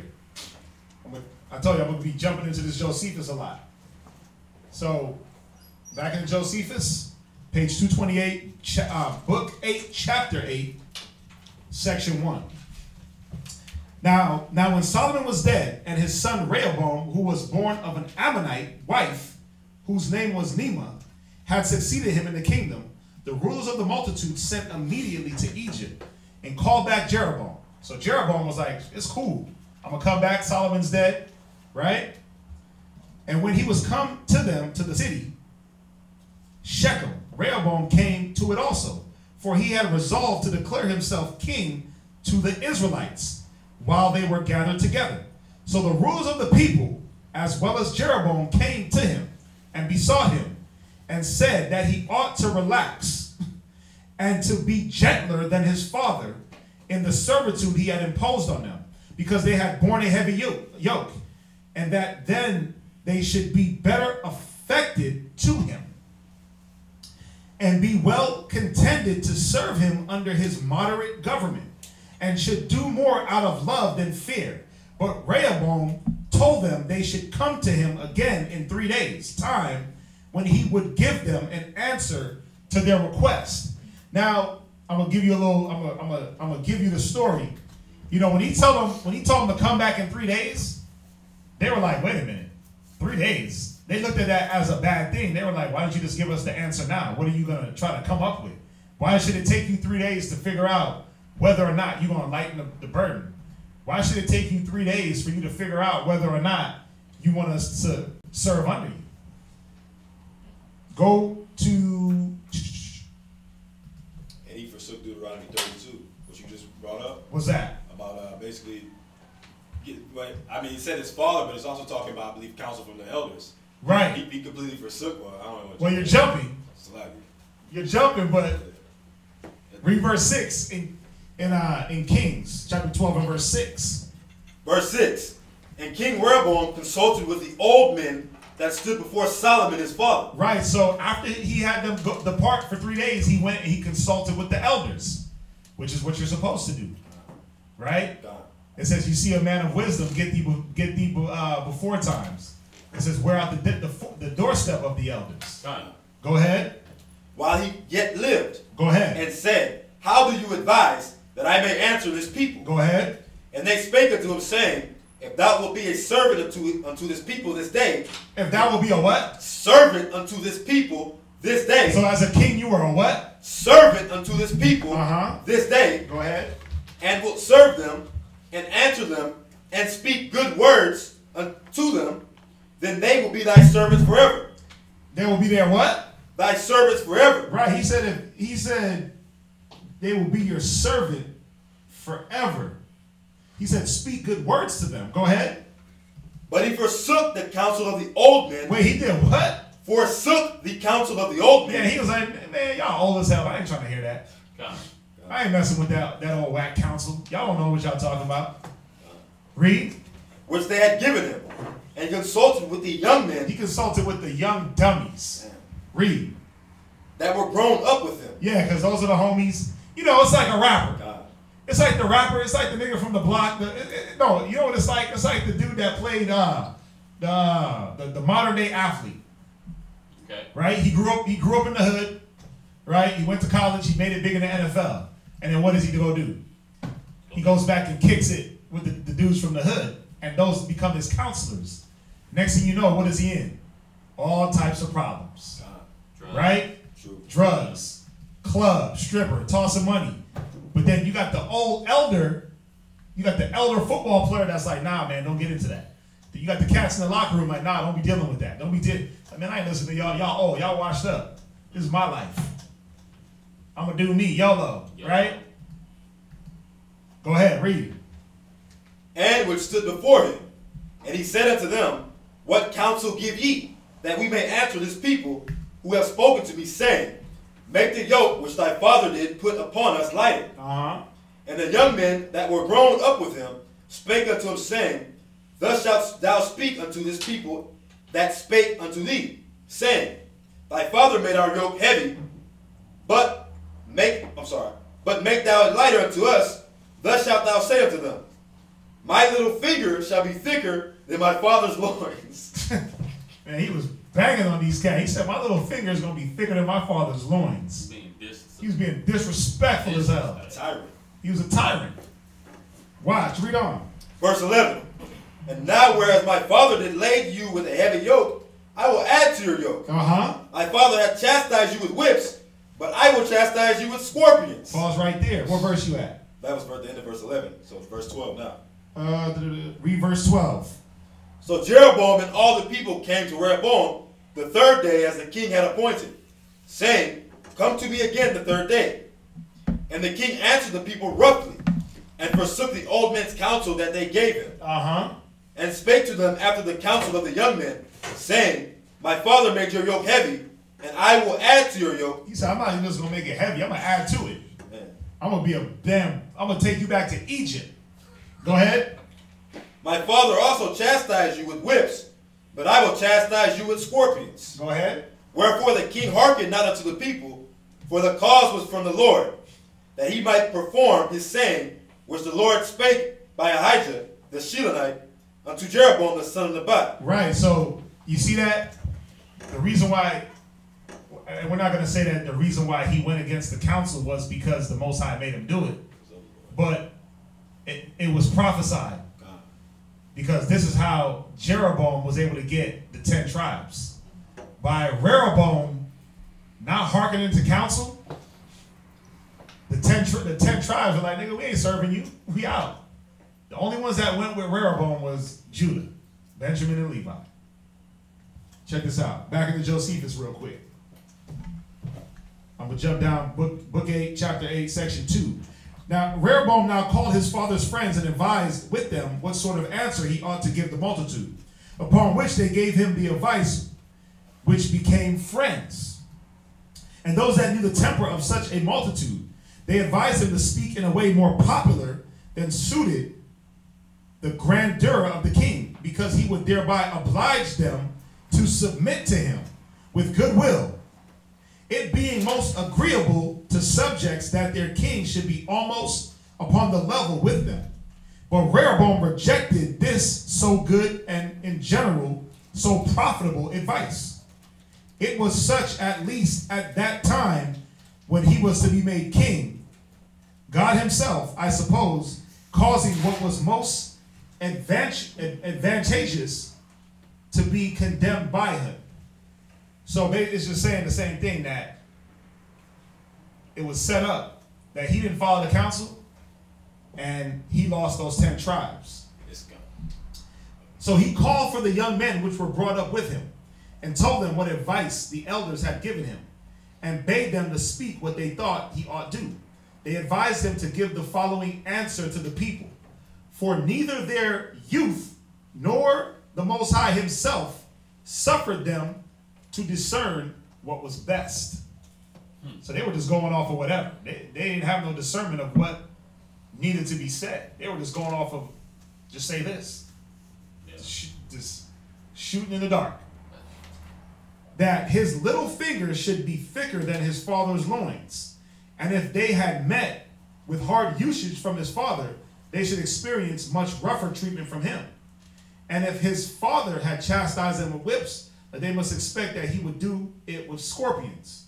The king was pleased with this advice and thought it agreeable to the dignity of his government to give them such answer. Accordingly, when the multitude came together to hear this, accordingly, when the multitude came together to hear his answer, on the third day, all the people were in great expectation and very intent to hear what the king would say to them. And suppose they should hear somewhat of a kind nature. But he passed by his friends and answered as the young men had given him counsel. Now this was done according to the will of God. You see that? That what Ahijah had foretold might come to pass.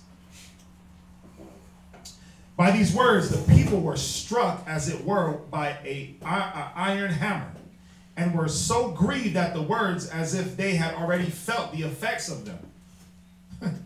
And they had great indignation at the king, and all cried out aloud and said, we will have no longer any relation to David or his posterity after these days. And they said further, we only leave to Rehoboam the temple which his father built. And they threatened to forsake him. Nay, they were so bitter and retained their wrath so long, that when he sent Adoram, who was over the tribute, that he might pacify them and render them milder and to persuade them to forgive him, for he had said anything that was rash or grievous to them in his youth. They would not hear it, but threw stones at him and killed him. So Rehoboam sent somebody down to talk to the multitude, and they stoned him and killed him. Don't kill the messenger. Don't kill the messenger. They killed the messenger. Wow. When Rehoboam saw this, he thought himself aimed at those by the stones which they had killed his servant, and feared lest he should undergo the last of the punishments in earnestness. So he got immediately into his chariot and fled to Jerusalem, where the tribe of Judah and that of Benjamin ordained him king. You see that? So that's how he ended up getting the 2.5. He ran away from the whole Israel, ran into Jerusalem. Now he's dealing with the 2.5. We understand that? Where you at in... So I'm going to jump down. There's no need to read back and forth the whole Josephus section. I'm going to finish reading.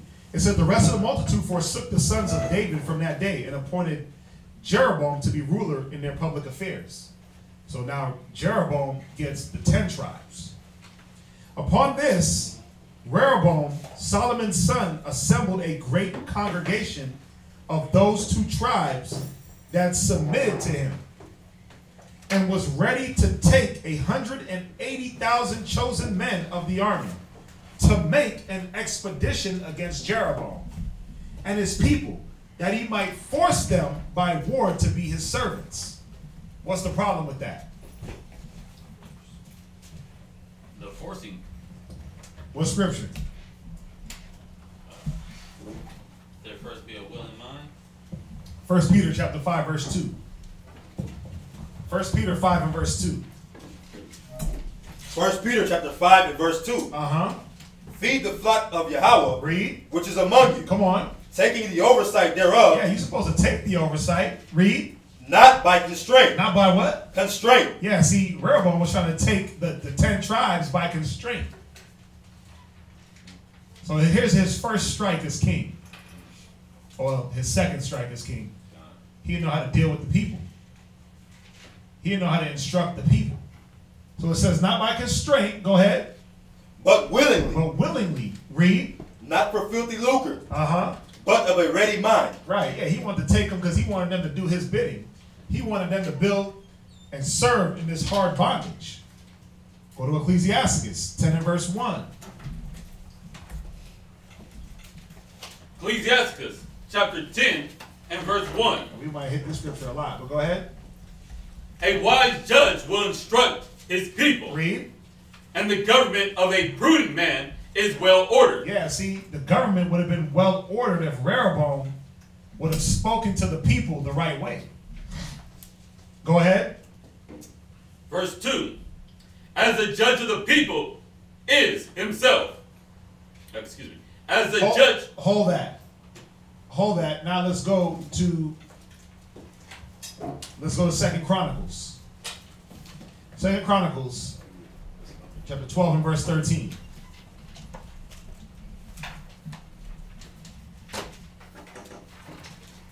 Second Chronicles chapter 12 and verse 13. So King Rehoboam strengthened himself in Jerusalem. Right. And reigned. For Rehoboam was 140 years old when he began to reign. Right. And he reigned 17 years. What verse you at? 13. Hold on. You got 2 Chronicles what? 12 and 13. Oh yeah, go ahead. And he reigned 17 years in Jerusalem. Right. The city which the Lord had chosen out of all the tribes of Israel. Go ahead. To put his name there. And his mother's name was Naamah and Ammonites. Right. Read verse 14. And he did evil because he prepared not his heart to seek the Lord. Wait, what did he do? He did evil because he prepared not his heart to seek the Lord. Now let's jump to 1 Kings chapter 14 and verse 22. So Rehoboam did evil because he wasn't about the Most High. He was about, I just want to rule by constraint. I just want to be the king because it's promised to me. Because I'm Solomon's successor. Go ahead. 1 Kings. And Judah did evil in the sight of the Lord. Now, so Judah did evil in the sight of the Lord. Why? Judah's talking about those 3 tribes, right? Now jump back to Ecclesiastes 10 and verse 2. Oh, where you at? Ecclesiastes chapter 10 and verse 2. Go ahead. As the judge of the people is. So as Rehoboam was, read. Himself. So are his officers. So are his what? His officers. Come on. And what manner of man the ruler of the city is. Right. So Jeroboam didn't prepare his heart to seek the Most High. Go ahead. Such are all they that dwell therein. Right. So the people. That's why I said Judah did evil in the sight of the Most High. Because Rehoboam was like, I ain't here for God. I'm here to be king. All that God stuff. All that Solomon stuff. That righteousness and wisdom. All the stuff my grandpa did. I ain't messing with that, bro. Go ahead. Verse 3. An unwise king destroys his people. An unwise king does what? Destroys his people. Hold right there. Now, where you at, Mark? I was at verse 22, second precept. Read on. And they provoked him to jealousy with their sins, which they had committed. Above all that their fathers had done. You see that? They got more wicked than any time in history before. Read on. Verse 23. For they also built them high places and images and groves on every high hill and under every green tree. Yeah, they was building images. They did what? Wait. Read that one more time. For they also built them high places. Right, so they was building these temples and altars. Go ahead. And images and groves on every high hill. Yeah, listen, they were putting images of these gods on every hill in all the groves. Read. And under every green tree. It was hanging them on trees, man. Like ornaments. Read on. Verse 24. And there were also sodomites. There were also what? Sodomites. Yeah, these cats was on that level. Read. In the land. And they did according to all the abominations of the nations which the Lord cast out before the children of Israel. Yeah, man. Rehoboam had a damn nation of faggots. Where you reading that? Or where you reading that? This is 1 Kings chapter 14. That was verse 14 and 22. Am I going too fast? I just kind of lost one word. That's it. Yeah. 1 Kings 14 and verse 22. All right. Yeah, my bad. If I'm going too fast, let me know. Well, y'all see that, right? They was out there getting their sodomite action on. He was out there being faggots and lesbians, man. The Most High was definitely not gonna let this. So this is what Rehoboam dove into. Damn sodomy. Yeah, sodomy and idol worship, right? And we could think it can't get no worse than that. But now we really see why Deuteronomy 28 hit us. What's up? So the king of Judah, Rehoboam, he condoned that, or he was into that? He was basically, I mean, listen, we just read it. As the king is, so is the people. Bah! As the king is, so is the people. We just read it, right? It says, as a judge of the people himself, so are his officers. And what manner of man the ruler of the city is, such are they that dwell therein. So if you got a city of homosexuals and the king ain't doing nothing, he's probably down low banging some cheeks also. Can't say nothing about the northern kingdom. Dang. Right. Man. It was. But listen, y'all think that y'all think that the northern kingdom was any better?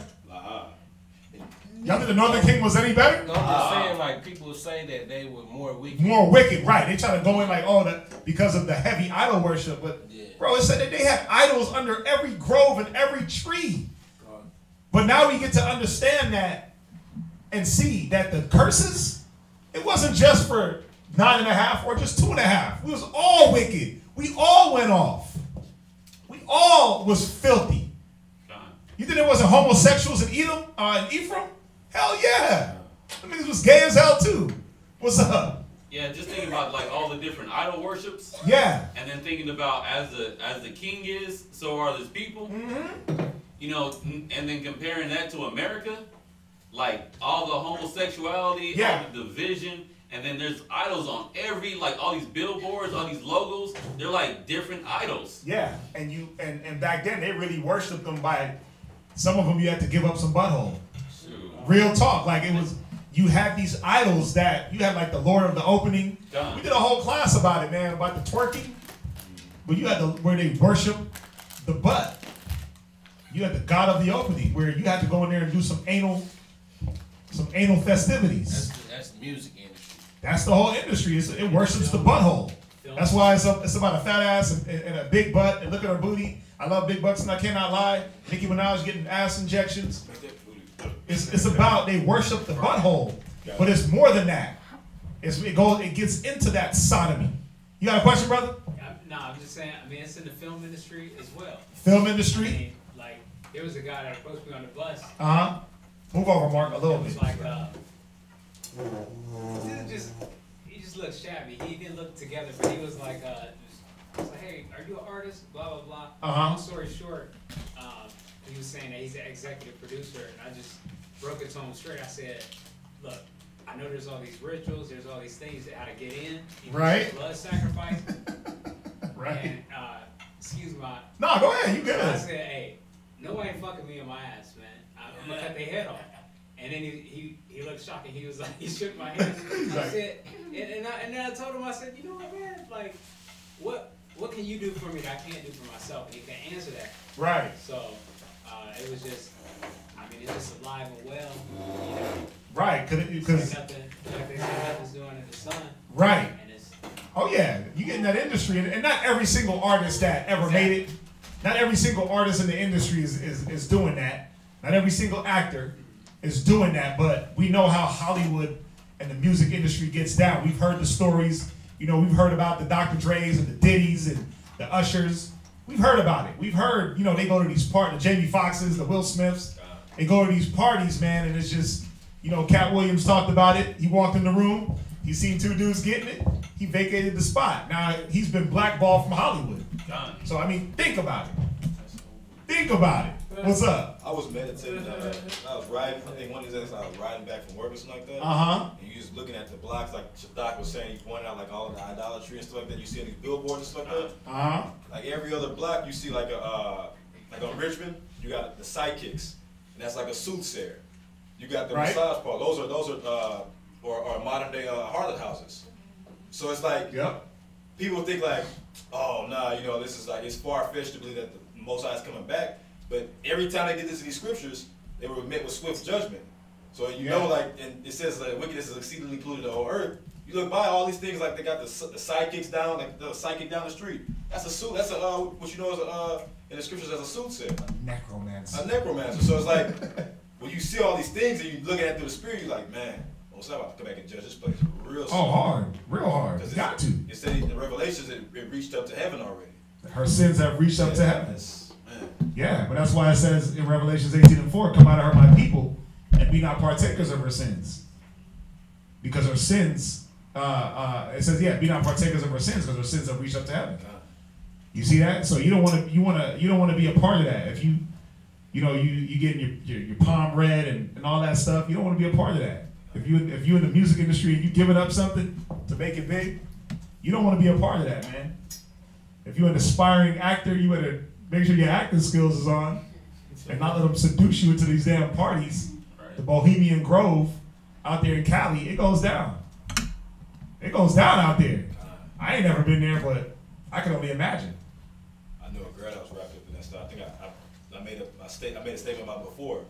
She went to a Hollywood party and she was naming some celebrities that she saw getting down. Like some very, very popular celebrities. I won't put it out there on the camera, but she said it was like 6 dudes in a hot tub, butt naked with one female. These are some very prominent celebrities because her parents are like co-owners of Gap or something like that. So she's really into all that stuff, and she does witchcraft herself, which I found out later on. So it's bad. All right, let's get back in it. I got an hour. Damn. Okay, we're about to finish up on Jeroboam, on Rehoboam. About to finish up on him. So, Rehoboam tripping, man. Yeah, he out there condoning homosexuality, right? He out there letting them do that. He was tripping, man. He was off. But it said he prepared not his heart to serve the Most High. So what was he serving? He was following Daddy. He was following Solomon. He was following all the other guys that was set up. You see that? Go to 1 King. Let me jump back to the Josephus. That's all. I'm going to keep jumping back and forth. I'm going to jump to the Josephus. I'm back in Book 8, Chapter 10, Section 2. It says, now still dealing with Rehoboam, it says, now I cannot but think that the greatness of a kingdom and its change into prosperity often become the occasion of mischief and transgressions for men. For when Rehoboam saw that his kingdom was so much increased, he went out of the right way unto unrighteousness and irregularness and irregular practices. And he despised the worship of the Most High, till the people themselves imitated his wicked actions. So it was him that started it. So if there was some homosexual acts going on, if the Sodomites was up in there, he didn't stop it. He was with it. He was doing it. Watch this. It says, for so it usually happens that the matters of subjects are corrupted at the same time with those of their governors, which subjects then lay aside their own sober way of living as a reproof of their governors' intemperate curses, and follow their wickedness as if it were virtue. For it is not possible to show that men approve of the actions of their kings unless they do the same actions with them. You see that? 1 Kings 14 and verse 25. 1 Kings chapter 14 and verse 25. And it came to pass in the 5th year of King Rehoboam that Shishak, king of Egypt, came up against Jerusalem. Right, so now here's Rehoboam's judgment. Here's Rehoboam's judgment for all the wickedness. The king of Egypt, Most High sent the king of Egypt on him to destroy him. Okay? I'm going to jump back to the Josephus. I'm going to finish off where I was reading. It says, but God sent Shishak, the king of Egypt, in to punish them for their unjust behaviors towards him. For this Shishak, in the 5th year of the reign of Rehoboam, made an expedition into Judea with many 10,000 men, for he had 1,200 chariots in number that followed him, and 70,000 horsemen, and 400,000 footmen. These he brought with him, and they were the greatest part of them Libyans and Ethiopians. Now therefore, when he fell upon the country of the Hebrews, he took the strongest city of Rehoboam's kingdom without fighting. You know why? Rehoboam was so shook he didn't want to fight. He was scared. It's that damn sodomite spirit. That old sodomite spirit was on him. He's like, no. Right? And when he had put garrisons in them, he came last of all to Jerusalem. So Jerusalem was the last city that Rehoboam had. Now Rehoboam and the multitude with him were shut up in Jerusalem by the means of the army of Shishak. And when they besought God to give them the victory and deliverance, they could not persuade God to be on their side. But Shemaiah the prophet told them that God threatened to forsake them as they had forsaken his worship. When they had heard this, they were immediately in consternation of mind, and seeing no way of deliverance, they all earnestly set themselves to confess that God justly overlook that the Most High might justly overlook them, since they had been guilty of impiety towards him and had let his laws lie in confusion. So when the Most High saw them in that disposition, and that they acknowledged their sins, he told the prophet that he should not destroy them, but that he would, however, make them servants to the Egyptians. Here it goes. First captivity after Solomon. That they may learn whether they will suffer less by serving men or serving the Most High. Jump to 1 Kings 14 and verse 26. And he took away the treasures of the house of the Lord. Right. Read. And the treasures of the king's house. He even took away all. And he took away all the shields of gold which Solomon had made. Right, because remember, Solomon made shields of gold. He had weapons of gold. Damn chariots had gold. So this damn Egyptian came in and took all the gold. Read.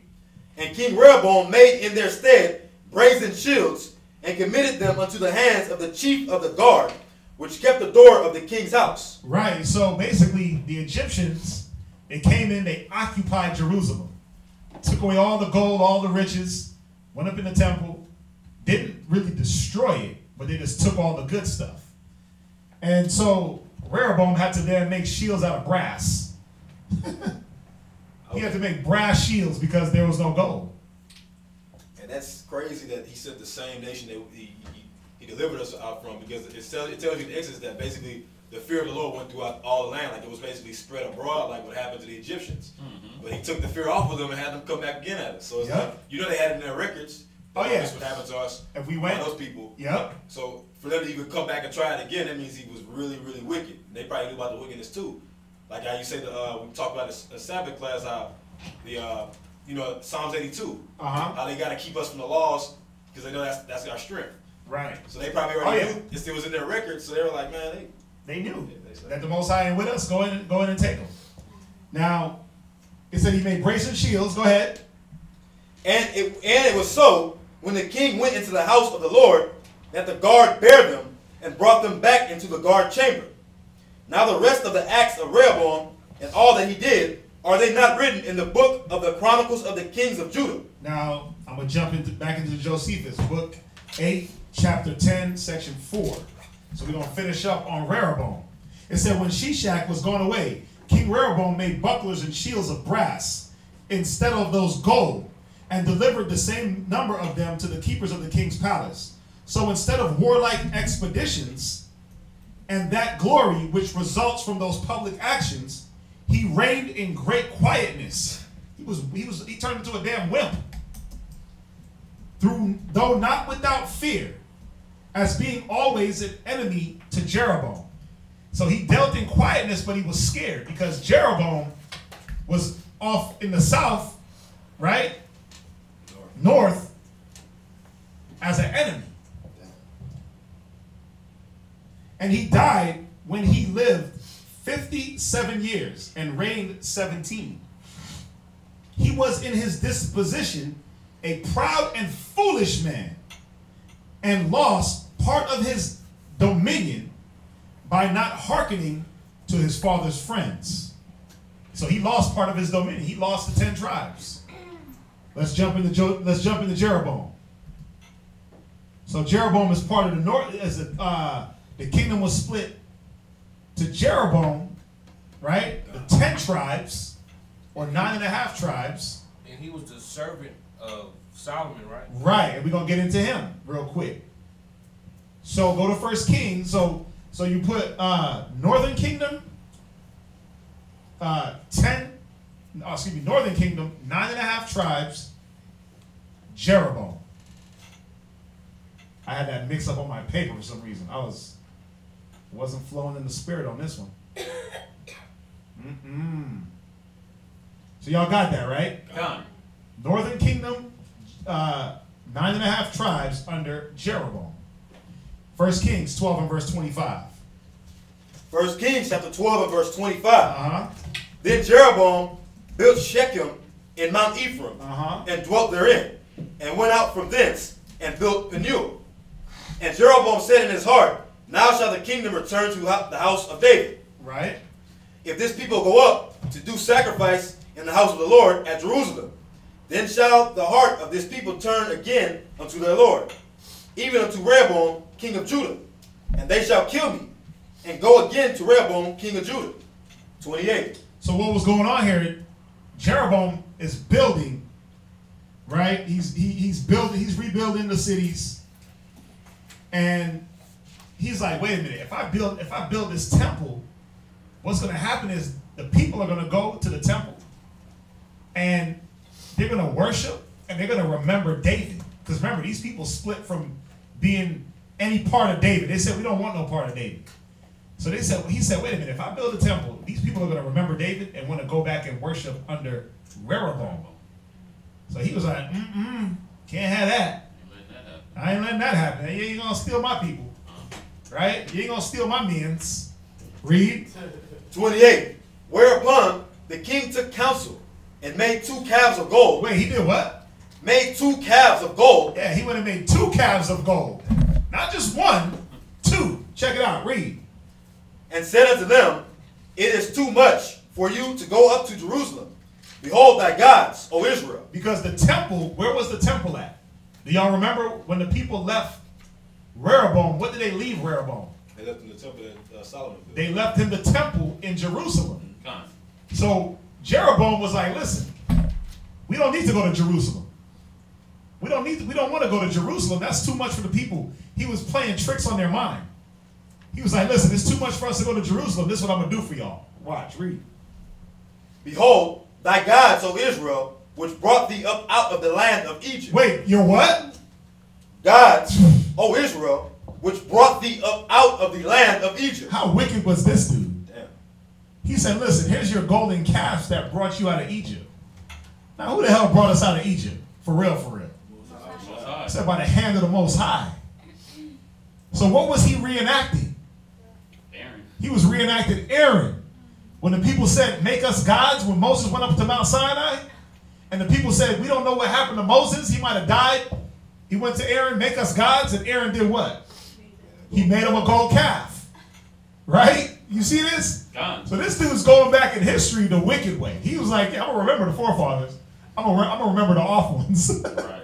But he not only made one, he made two. He put one in each city that he controlled, because he was like, it's too far to go to Jerusalem. We're going to put one here. We're going to put one here. Watch, read. And he set the one in Bethel, and the other put he in Dan. Right. He put one in Bethel and one in Dan. Go ahead. Verse 30. And this thing became a sin, for the people went to worship before the one, even unto Dan. Read. And he made an house of high places, and made priests of the lowest of the people. Wait, he did what? Made priests of the lowest of the people. This nigga was picking out people out the crowd like, hey, you're a priest. You're a priest. You ain't a Levite, but you a priest. He was making his own priesthood. Read. Which were not of the sons of Levi. You see that? So I'm going to jump to the Josephus real quick. It's going to give a little bit more insight. Page 229, section 4. So I'm in book 8, chapter 8, section 4. It said, when wherefore Jeroboam had built a place in the city Shechem, he dwelt there. He also built him another at Penuel, a city so called. And now the Feast of Tabernacles was approaching. In a little time, Jeroboam considered if he should permit the multitude to go to worship the Most High in Jerusalem. Because what happened during these feasts? We were supposed to go to Jerusalem 3 times a year. So we still did that. But he was like, wait a minute, they go to Jerusalem. They're going to see how laid out they're going to see the temple and remember David. And they ain't going to come back to these cities that I've built. So what? He was greedy for men. Right? And there to celebrate the festival, they would probably repent of what they had done and would be enticed by the temple and by the worship of the Most High there performed, and would leave him and return to their first king, which was Rehoboam. And so he should run the risk of losing his own life. So he invented this contrivance. He made 2 golden heifers and built 2 little temples for them. The one in the city of Bethel and the other in Dan, which last was at the fountains of the lesser Jordan. And he put the heifers in both the little temples in the forementioned cities. And when he had called those 10 tribes together over whom he ruled, he made a speech to the people in these words. I suppose, my countrymen, that you know this, that every place, check this out, you got to see how he was talking to them. He said, I suppose, my countrymen, that you know this, that every place had the Most High in it, nor is there any one determinate place in which he is, but he is everywhere. But he is everywhere, hears and sees those that worship him. On which account I do not think it right for you to go so long a journey into Jerusalem, which is in the enemy's city, to worship him.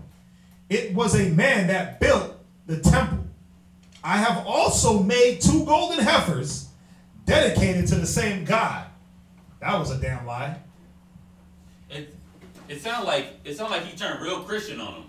Basically, yeah. He did. He was like, God's everywhere. He's not just in the temple in Jerusalem. A man built that. That's a man. God don't dwell in temples built with hands. What, Acts 7:48? Right. The Most High don't build with temples built with hands. He dwelleth within you. God is everywhere. Where 2 or 3 are gathered in my name, there will I be. This is what he was hitting them with. God. He was probably pulling out scripture. What's up, brother? Questions. What's your name?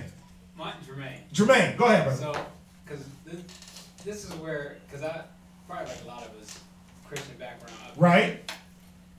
But God is omnipresent. Of course, he's omnipotent. Yep. So I guess I'm trying to understand that scripture is like, how do they correlate with this? Yeah.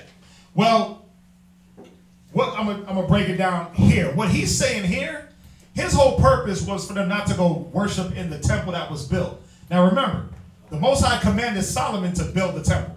Okay. So that was from the Most High, regardless of what anyone said. Yes, it was a building made with hands. We know that.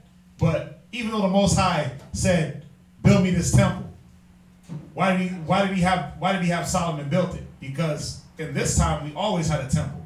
That was the place that we went to worship. Now, let's be technical. Was the Most High there? Khan. Was he everywhere else? Khan. Yes. Khan means yes. I'm sorry. Yes, he was everywhere, but we needed that sign, that physical sign of a place to worship. There was nothing wrong with that. But the way he was using it here, he was like, well, listen, you know God is everywhere. So instead of going to Jerusalem and worshiping in the temple that the Most High said to build in his name, I'm going to build y'all a temple in the cities. Okay.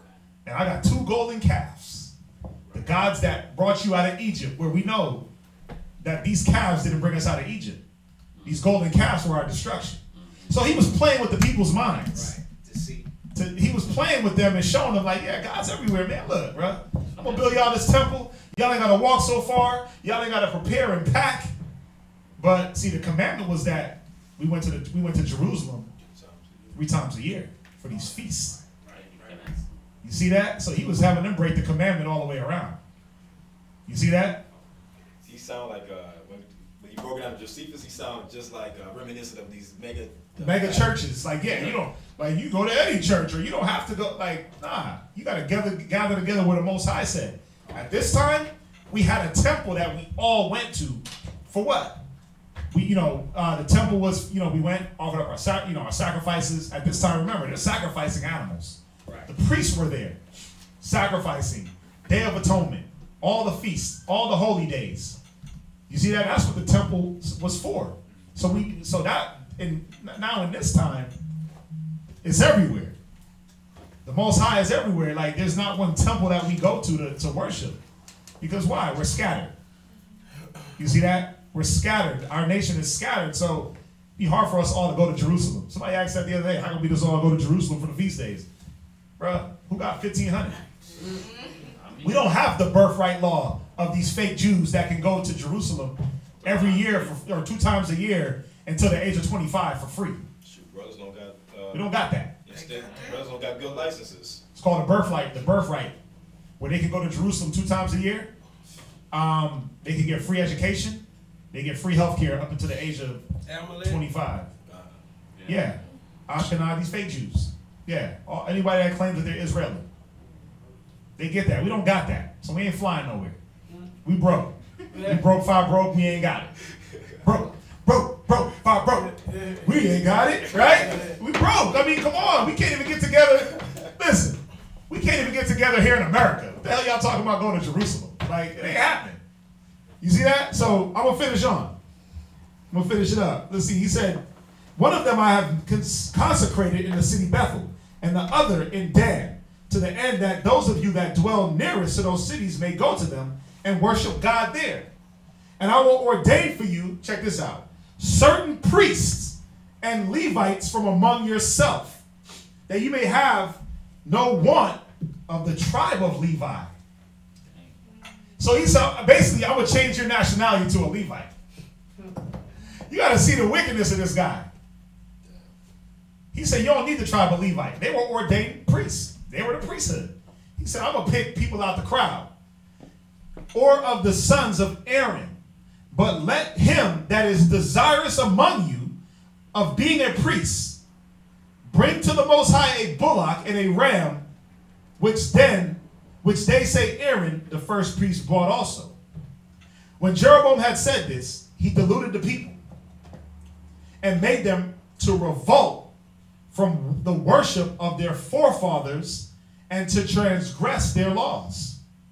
This was the beginning of the miseries to the Hebrews and the cause why they were overcome in war by foreigners and so fell into captivity.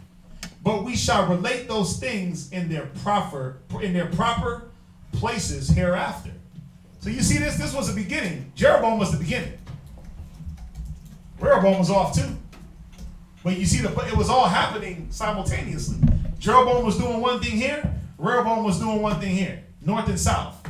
Practicing their own laws. This nigga was making Levite priests out of whoever the hell he wanted. Oh, you Ephraim? Nah, today you Levi. Bring a bull, bring a ram, sacrifice that up like Aaron did, and you're in there. And then you're going to sacrifice for the people. So he had fake priests and fake temples. It said he deluded the people. Think about it. He made the people go off. That's why the scriptures say the leaders of this people caused them to err. And those that are led of them are what? Led astray. Are led astray. You see that? Where we at? Verse 32. Read. And Jeroboam ordained a feast in the 8th month, on the 15th day of the month. Right. Like unto the feast that is in Judah. Right. Which was the Feast of Tabernacles. Go ahead. And he offered upon the altar, so did he in Bethel, sacrificing unto the calves that he had made. So he sacrificed unto the calves. Read on.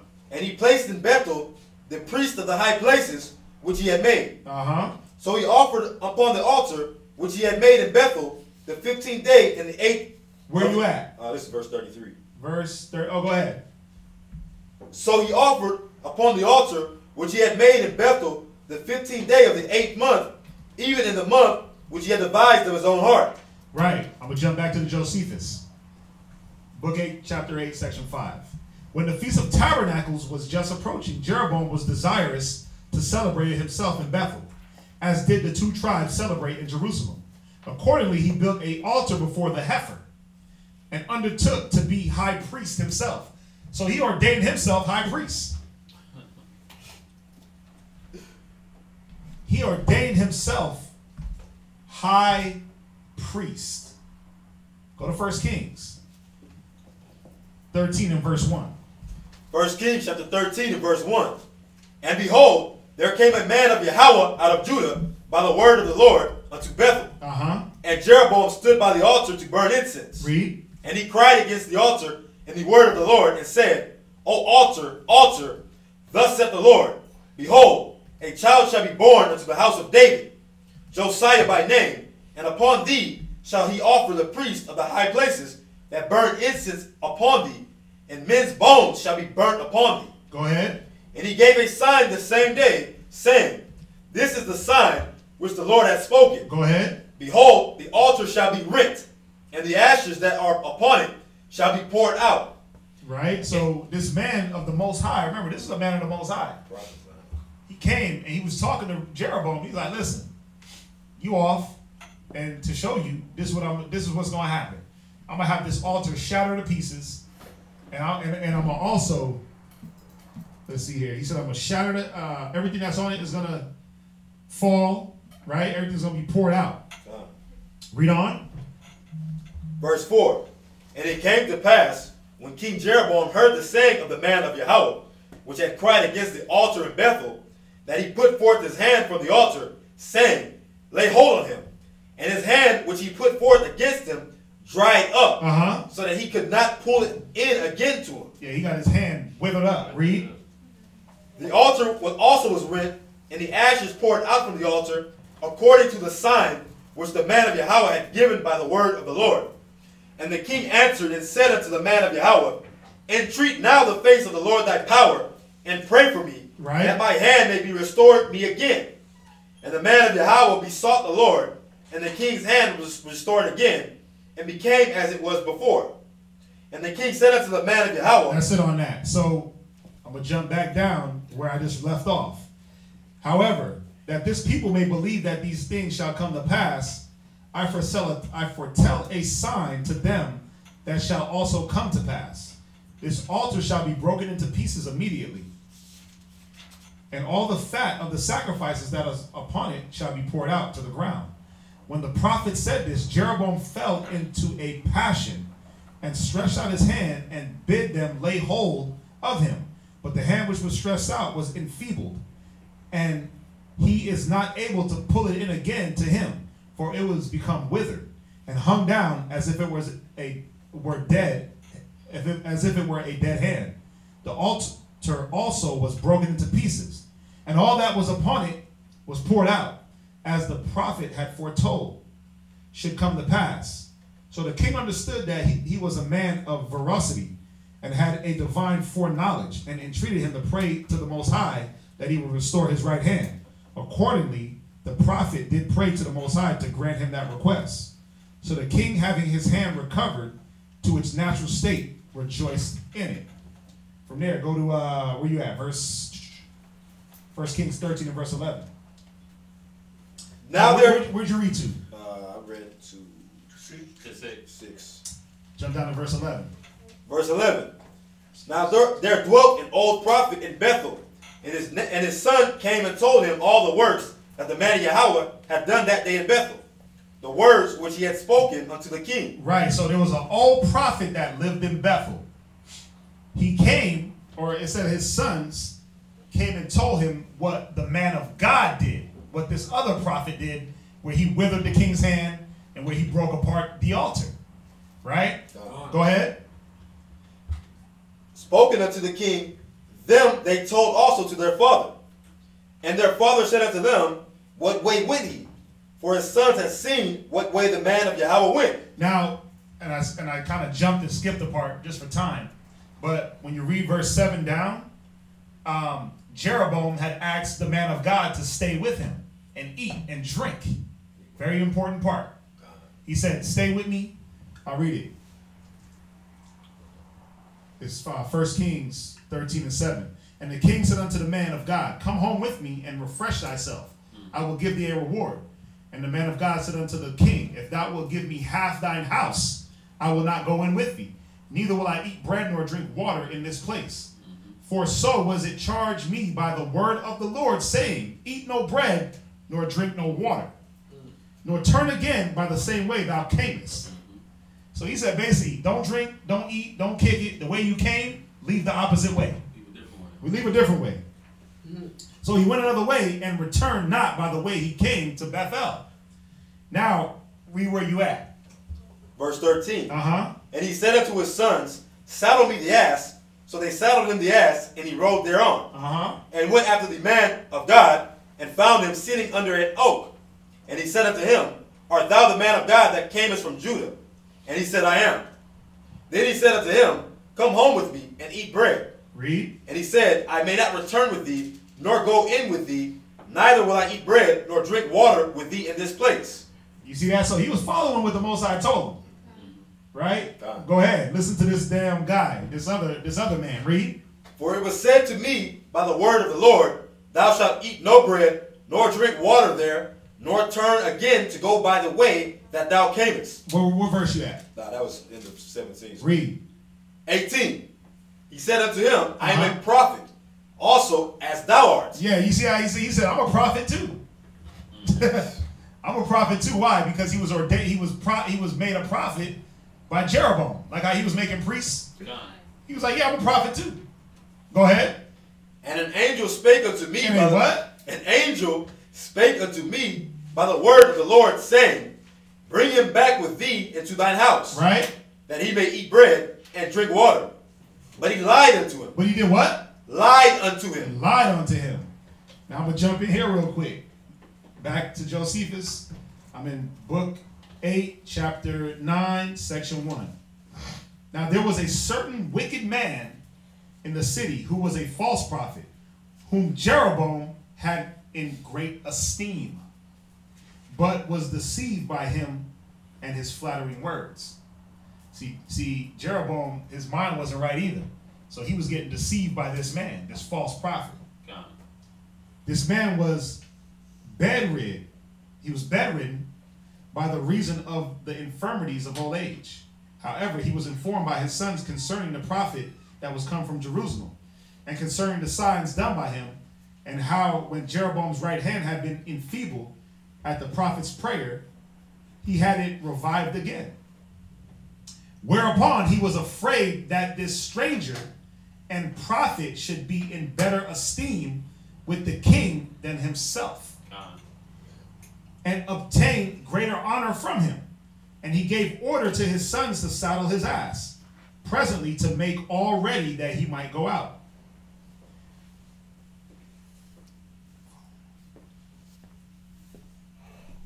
You see that? So basically he was scared that his position was going to be challenged. Another greedy Negro, another greedy dude, man. Think about it. But as the king is, so is his officers. Got to remember that. The leader of the people, his servants are going to be the same way. Jeroboam was, what? Serving other guy. He was off too. He was wicked as hell. He was, I mean, that Ephraim, that's why they talk about Ephraim into so much idolatry because of Jeroboam. Because he was into that. Where you at? Where'd you leave off? Verse 19. Read on. So he went back with them and did eat bread in his house. Wait, what did he do?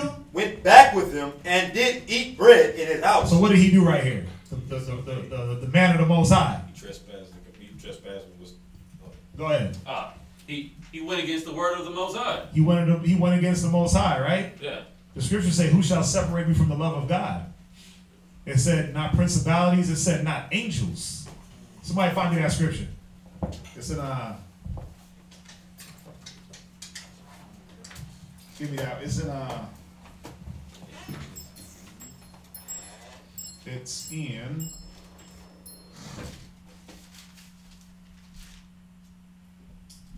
Corinthians, I believe.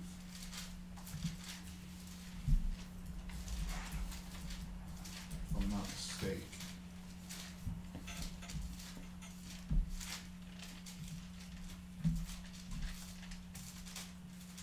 Romans 8 and 35. Oh, Romans. Okay, go ahead. Damn, that was my first thought. But, I got it. Read. Romans chapter 8 and verse 35. Uh-huh. Who shall separate us from the love of Christ? Go ahead. Shall tribulation, right, or distress, read, or persecution, come on, or famine, or nakedness, or peril, or sword? Go ahead. As it is written, for thy sake. Is that the one? No, that's not the one. No, that is it. Go ahead. Oh. Yeah. As it is written. Jump down to 38. 38. For I am persuaded that neither death, nor life, nor angel. Nor what? Nor angel. Yeah, this man said, yeah, an angel came to me. He came to me and told me to bring you back. But how come he didn't wait for the commandment of the Most High?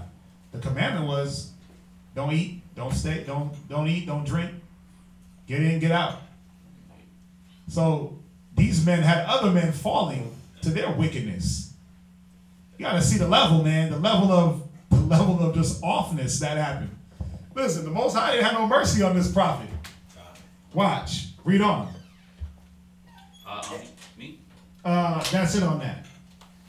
And drank water. Verse 20. Uh-huh. And it came to pass, as they sat at the table, that the word of the Lord came unto the prophet that brought him back. Go ahead. And he cried unto the man of God that came from Judah, saying, Thus saith the Lord, for as much as thou hast disobeyed the mouth of the Lord, and hast not kept the commandment which the Lord thy power commanded thee, but camest back, and hast eaten bread, and drunk water, in the place of the which the Lord did say to thee, Eat no bread, and drink no water, right? Thy carcass shall not come unto the sepulcher, right, of thy fathers. Yeah, you know, the sepulcher, the burying place, they have like those sepulchers.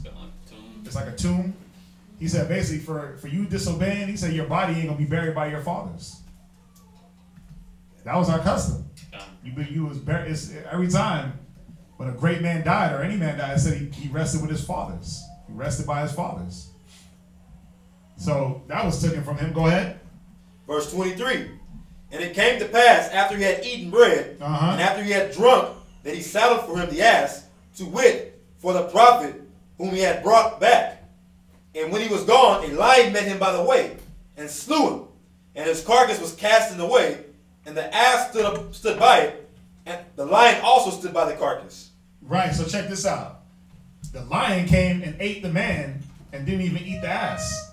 A lion's think about it. The Most High sent that lion on him.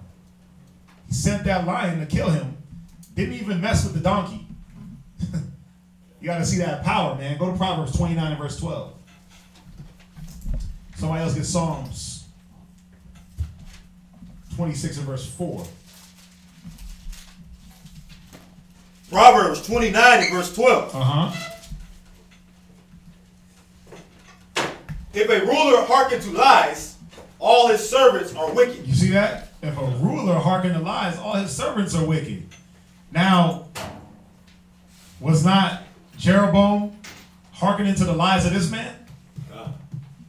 Yeah, he was. Because as we read down in the story, don't look at me. It's a little baby. Oh, we're at Proverbs 29 and verse 12.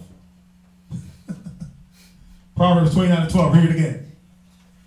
If a ruler hearken to lies, all his servants are wicked. Yeah.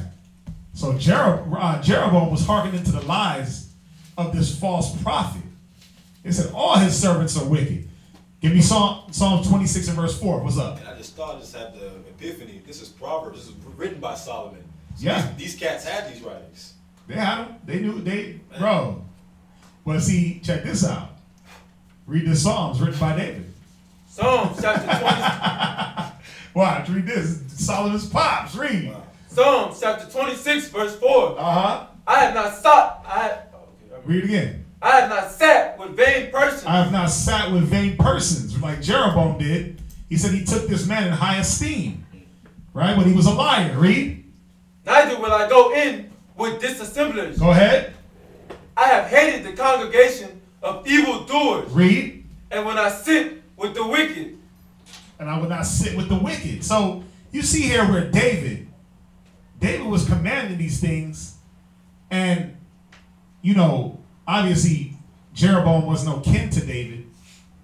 But Rehoboam was. And he didn't follow what David was saying. And then Jeroboam, you know, knowing the rulership of David, he didn't hearken to what David was saying. And the things that David was implementing through Solomon. Y'all see that? I mean, Jeroboam was Solomon's servant.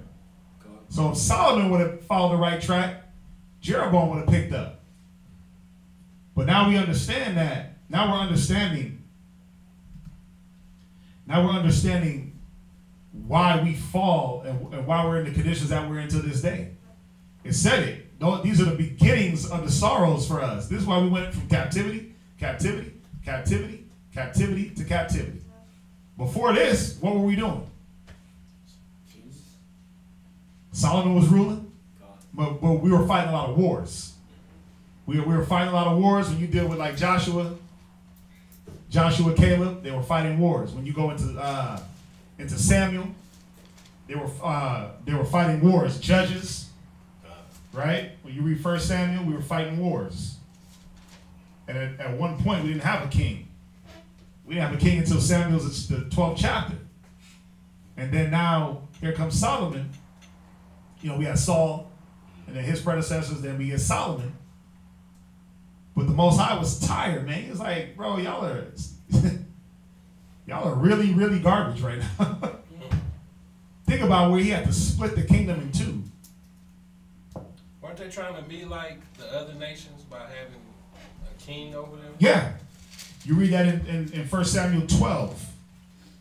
It said that it was a wicked thing for us to ask for a king. Because we already have one. You say Samuel what? It's 1 Samuel. Hold on, let's see it. Yeah, it's behold here. It's 1 Samuel. Just went over it too. Did a class on it. It's 1 Samuel. I want to say 12th chapter. That's good enough for me. Yeah, it's in there. I thought I had to highlight it. Let's see.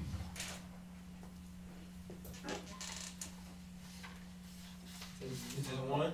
12 and 17. 12 and what? 17. Okay. Yeah. Yep. 1 Samuel 12:17. Because what he was doing here, he was breaking down like, listen, if you get a king, this is what he's going to do. He's going to do all these different things. Yeah. He's going to take your children. He's going to take your women. If he's a wicked king, he's going to use them wrong. You have to pay tribute to him, where we weren't paying tribute to no kings. No, we didn't have to give up our horses for a king's chariot. We didn't have to give up our land for the king to build his palace. Right? We were governed by Christ. We were governed by the Most High. Read verse 17 in Samuel. 1 Samuel chapter 12, verse 17. Is it not wheat harvest today? I will call unto the Lord, and he shall send thunder and rain. Read. That ye may perceive and see that your wickedness is great. Read. Which ye have done in the sight of the Lord. In asking you a king. You see that? So he said it was wickedness for us to ask a king. Because we already had one. Yeah. They, like, I'm trying to, let's see. There was one, man. It's saying that you went after a king, seeing that you already had, it says it, seeing that you already had one. Verse 12. Is it verse 12? There, read that. That's it. Read verse 12. 1 Samuel 12 and 12. 1 Samuel chapter 12, verse 12. And when you saw that Nahash, the king of the children of Ammon, came against you, right? Ye said unto me, Nay, but a king shall reign over us. Because we were fighting all these wars, man, before we even had a king. And we were like, damn, well, we want a king too. We want somebody to reign over us.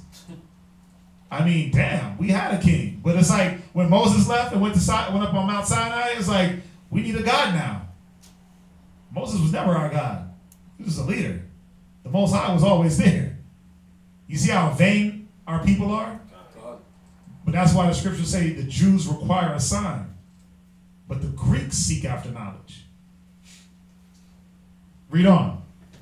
When the Lord your God was your king. When what? When the Lord your God was your king. You see that? He said the Lord our power was our king. We already had a king. That's why he said it was wicked for us to ask. Because what are we blatantly doing? Blatantly disannulling the Most High in Christ. Yeah. Blatantly, like, y'all didn't know it, but I didn't know we had a king. Like, damn, we had one. There's probably sitting there like, huh? We had a king? I didn't know. Nigga, who you think delivered you out of Egypt? Who you think put the 10 plagues, part the Red Sea, pillar by day, fire by night? Who you think fought all your battles?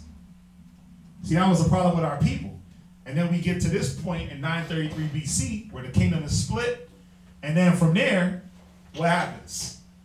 Captivity under Egypt, Edom, Assyria, 722 BC. You know, Persians and Medes before that. Babylonian, we had Babylonian Empire. We had all these different captivities. And then what do? We split even further where 9.5 tribes flee from Assyria and come into the Americas. And they were here for a good, couple of hundred years? Yeah. 722 BC, they were here for about 700 years in America. Until, before Christ came, I should say. Y'all get that? Any, I can go in more, but let's see here. Let me see something. Well, what's your question, Mark? No, I was gonna make a, I've been going through Second Chronicles lately. They got so far gone with the wicked kings.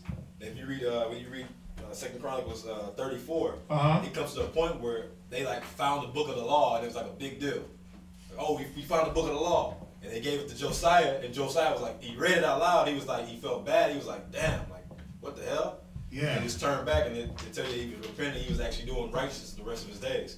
But then I was just thinking, meditating, damn, it got so far gone that they weren't even observing the law at any point at that point.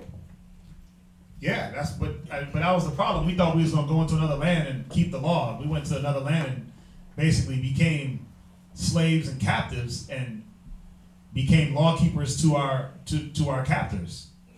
We didn't keep the law. What do you think? The 9.5 tribes came to America and kept the law? They kept maybe a piece of it. Started worshiping animals, trees, stars. Yeah, you had 360 gods on top of the gods for the air and the water. You was praying to the god of the soil, the god of the air, the god of the wind god. That's what the Native Americans were doing. Those South American tribes, you think they don't do that? Got the god of the air, because why? They got so alienated from the faith that now it's like, oh, things are growing. Let me pray to the ground for it to grow. Oh, it grew. There's a God there. Oh, let me pray for rain. Oh, it rained? Oh, wow, that must be a God, the rain God. Come on, it always rained. The Most High was always looking out for us. Things always grew. It didn't grow because you prayed for it. The Most High was making sure you was fed. There was one God that was doing that. I'm going to read this real quick. So going back to this wicked prophet, right? His whole thing was to keep Jeroboam on his side. So he came up with this whole little story about how the altar was broken and how his hand got weakened. He basically said the altar broke because the sacrifices were too heavy, and his hand was weakened because, again, the sacrifices were too heavy. So he was lying, but his whole thing was to alienate Jeroboam from the Most High. Watch. It said, let's see here.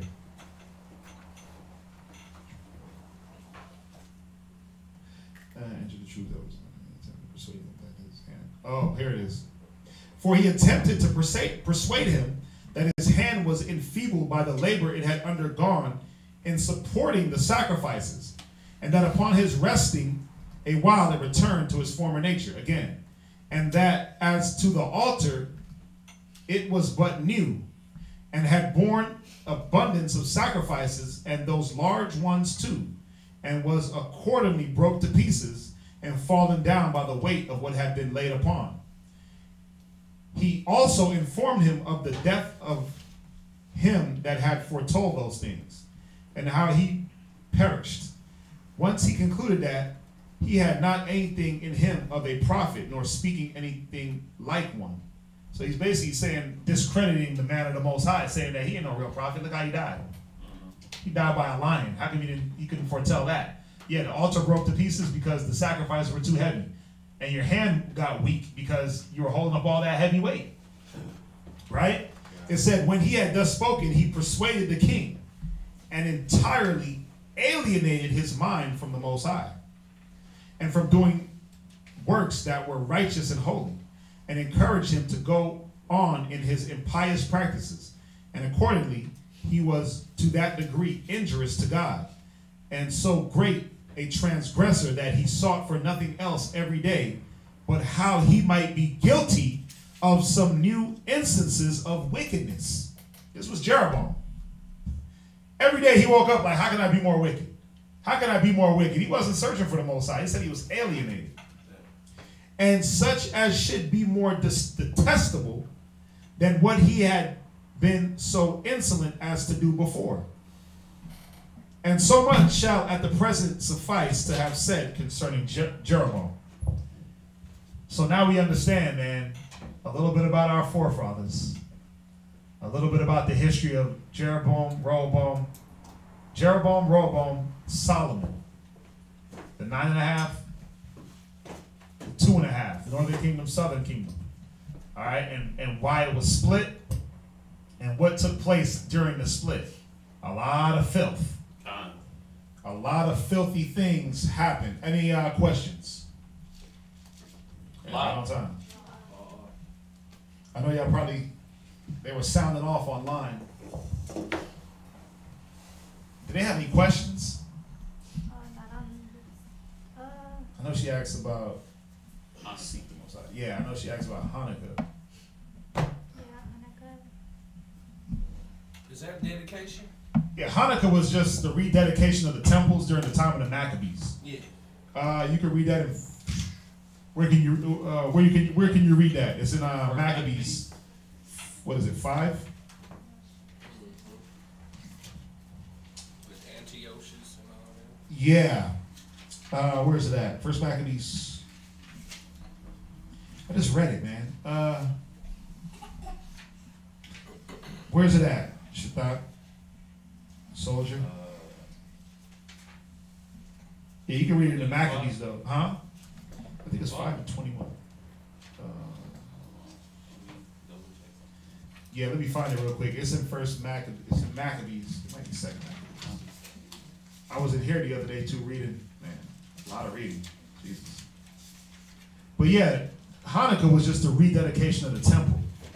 You gotta remember, every time we went into a war, we got overtook, the first thing they did was come and destroy the temple, the place of worship, or they defiled the temple. You know, when you read through the Maccabees, how Antiochus Epiphanes and these Romans and Greeks, they would profane the temple. They would sacrifice. Was it 7? Animals' flesh. It's 7? 7 and 49, I believe. First Maccabees. Moreover, they ordained the keep yearly this day, being the 13th of Adar? No, that's not it. It's in 5, man. It's in 5. I just read it too. I just read it.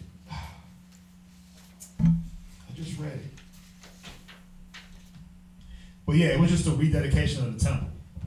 So, you know, it's funny. It's funny. You got the fake Jews. They celebrate Hanukkah.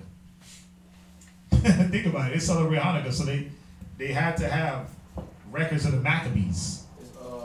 But why do they pull the book of the Maccabees out of the Bible and say it's not canon, it's not holy? Think about it. Why would they celebrate a holiday that was never existed or wasn't real? What you got? First Maccabees chapter 4:59. There he is. Getting that sword sharp.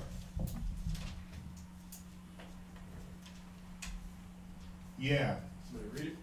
Yeah, read that. First Maccabees chapter 4, verse 59.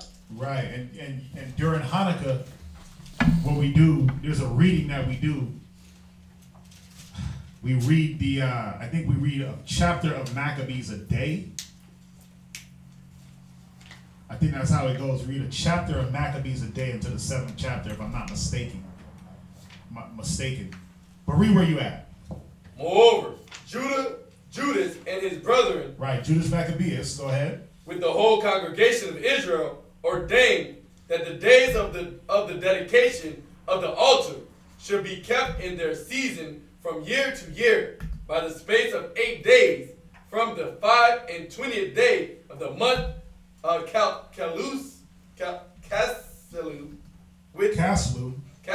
with myrrh and gladness. Right, because when you read through, again, when you read Maccabees chapter 1, I mean, man, it gets filthy up in here when you read that. How they just profaned the temple. Yeah. They went and beat it down. They was having sex in the temple. Like a nightclub. Yeah, they turned the temple into a damn club, man. But that's how they know how to get us. They stopped us from worshiping. If we didn't worship and do the daily sacrifice, we were commanded to do that. So they knew, like, wait a minute, if we keep them from not sacrificing and profane the temple, they're not going to be connected to their power. You see that? So that's another reason what the temple was for. I mean, we offered daily sacrifice. It wasn't just once a year. We wasn't there. Israel was wicked, man.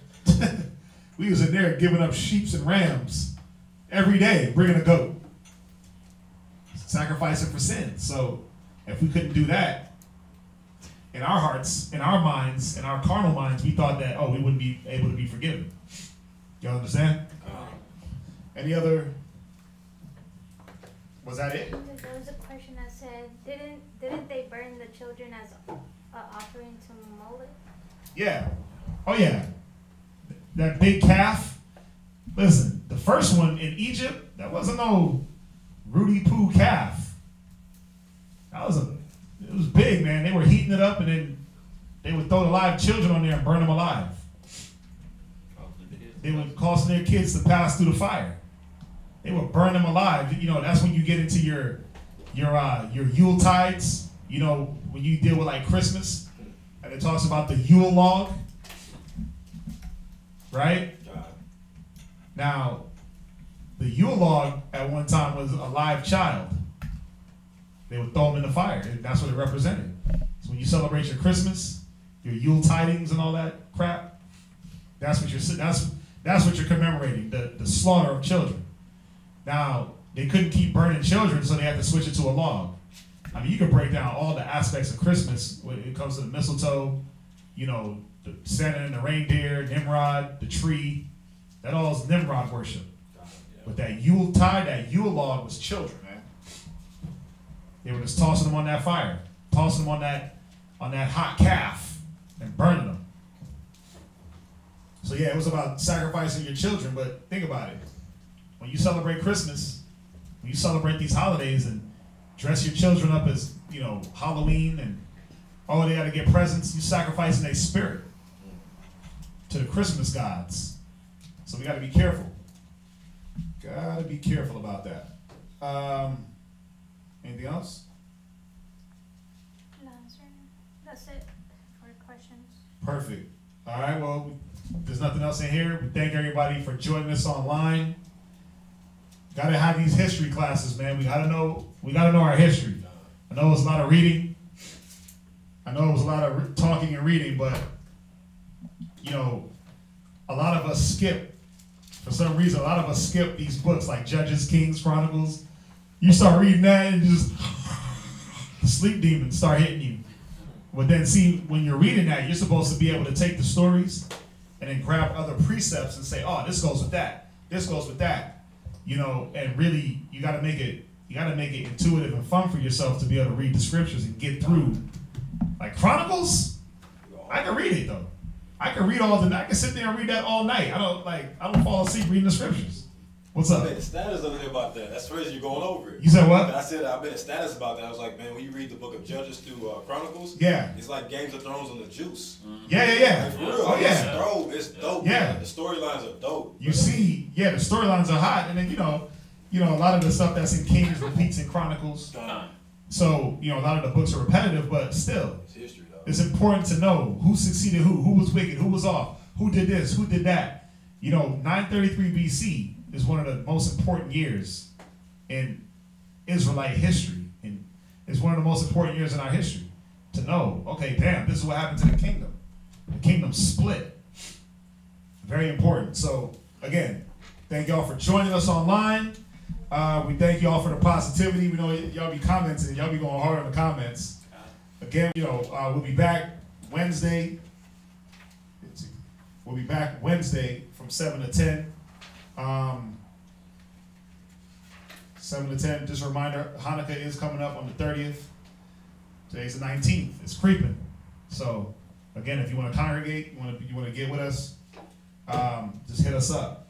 Okay? If there's no other questions, go ahead and salute them online and say shalom. Shalom. Same bad time, same bad channel.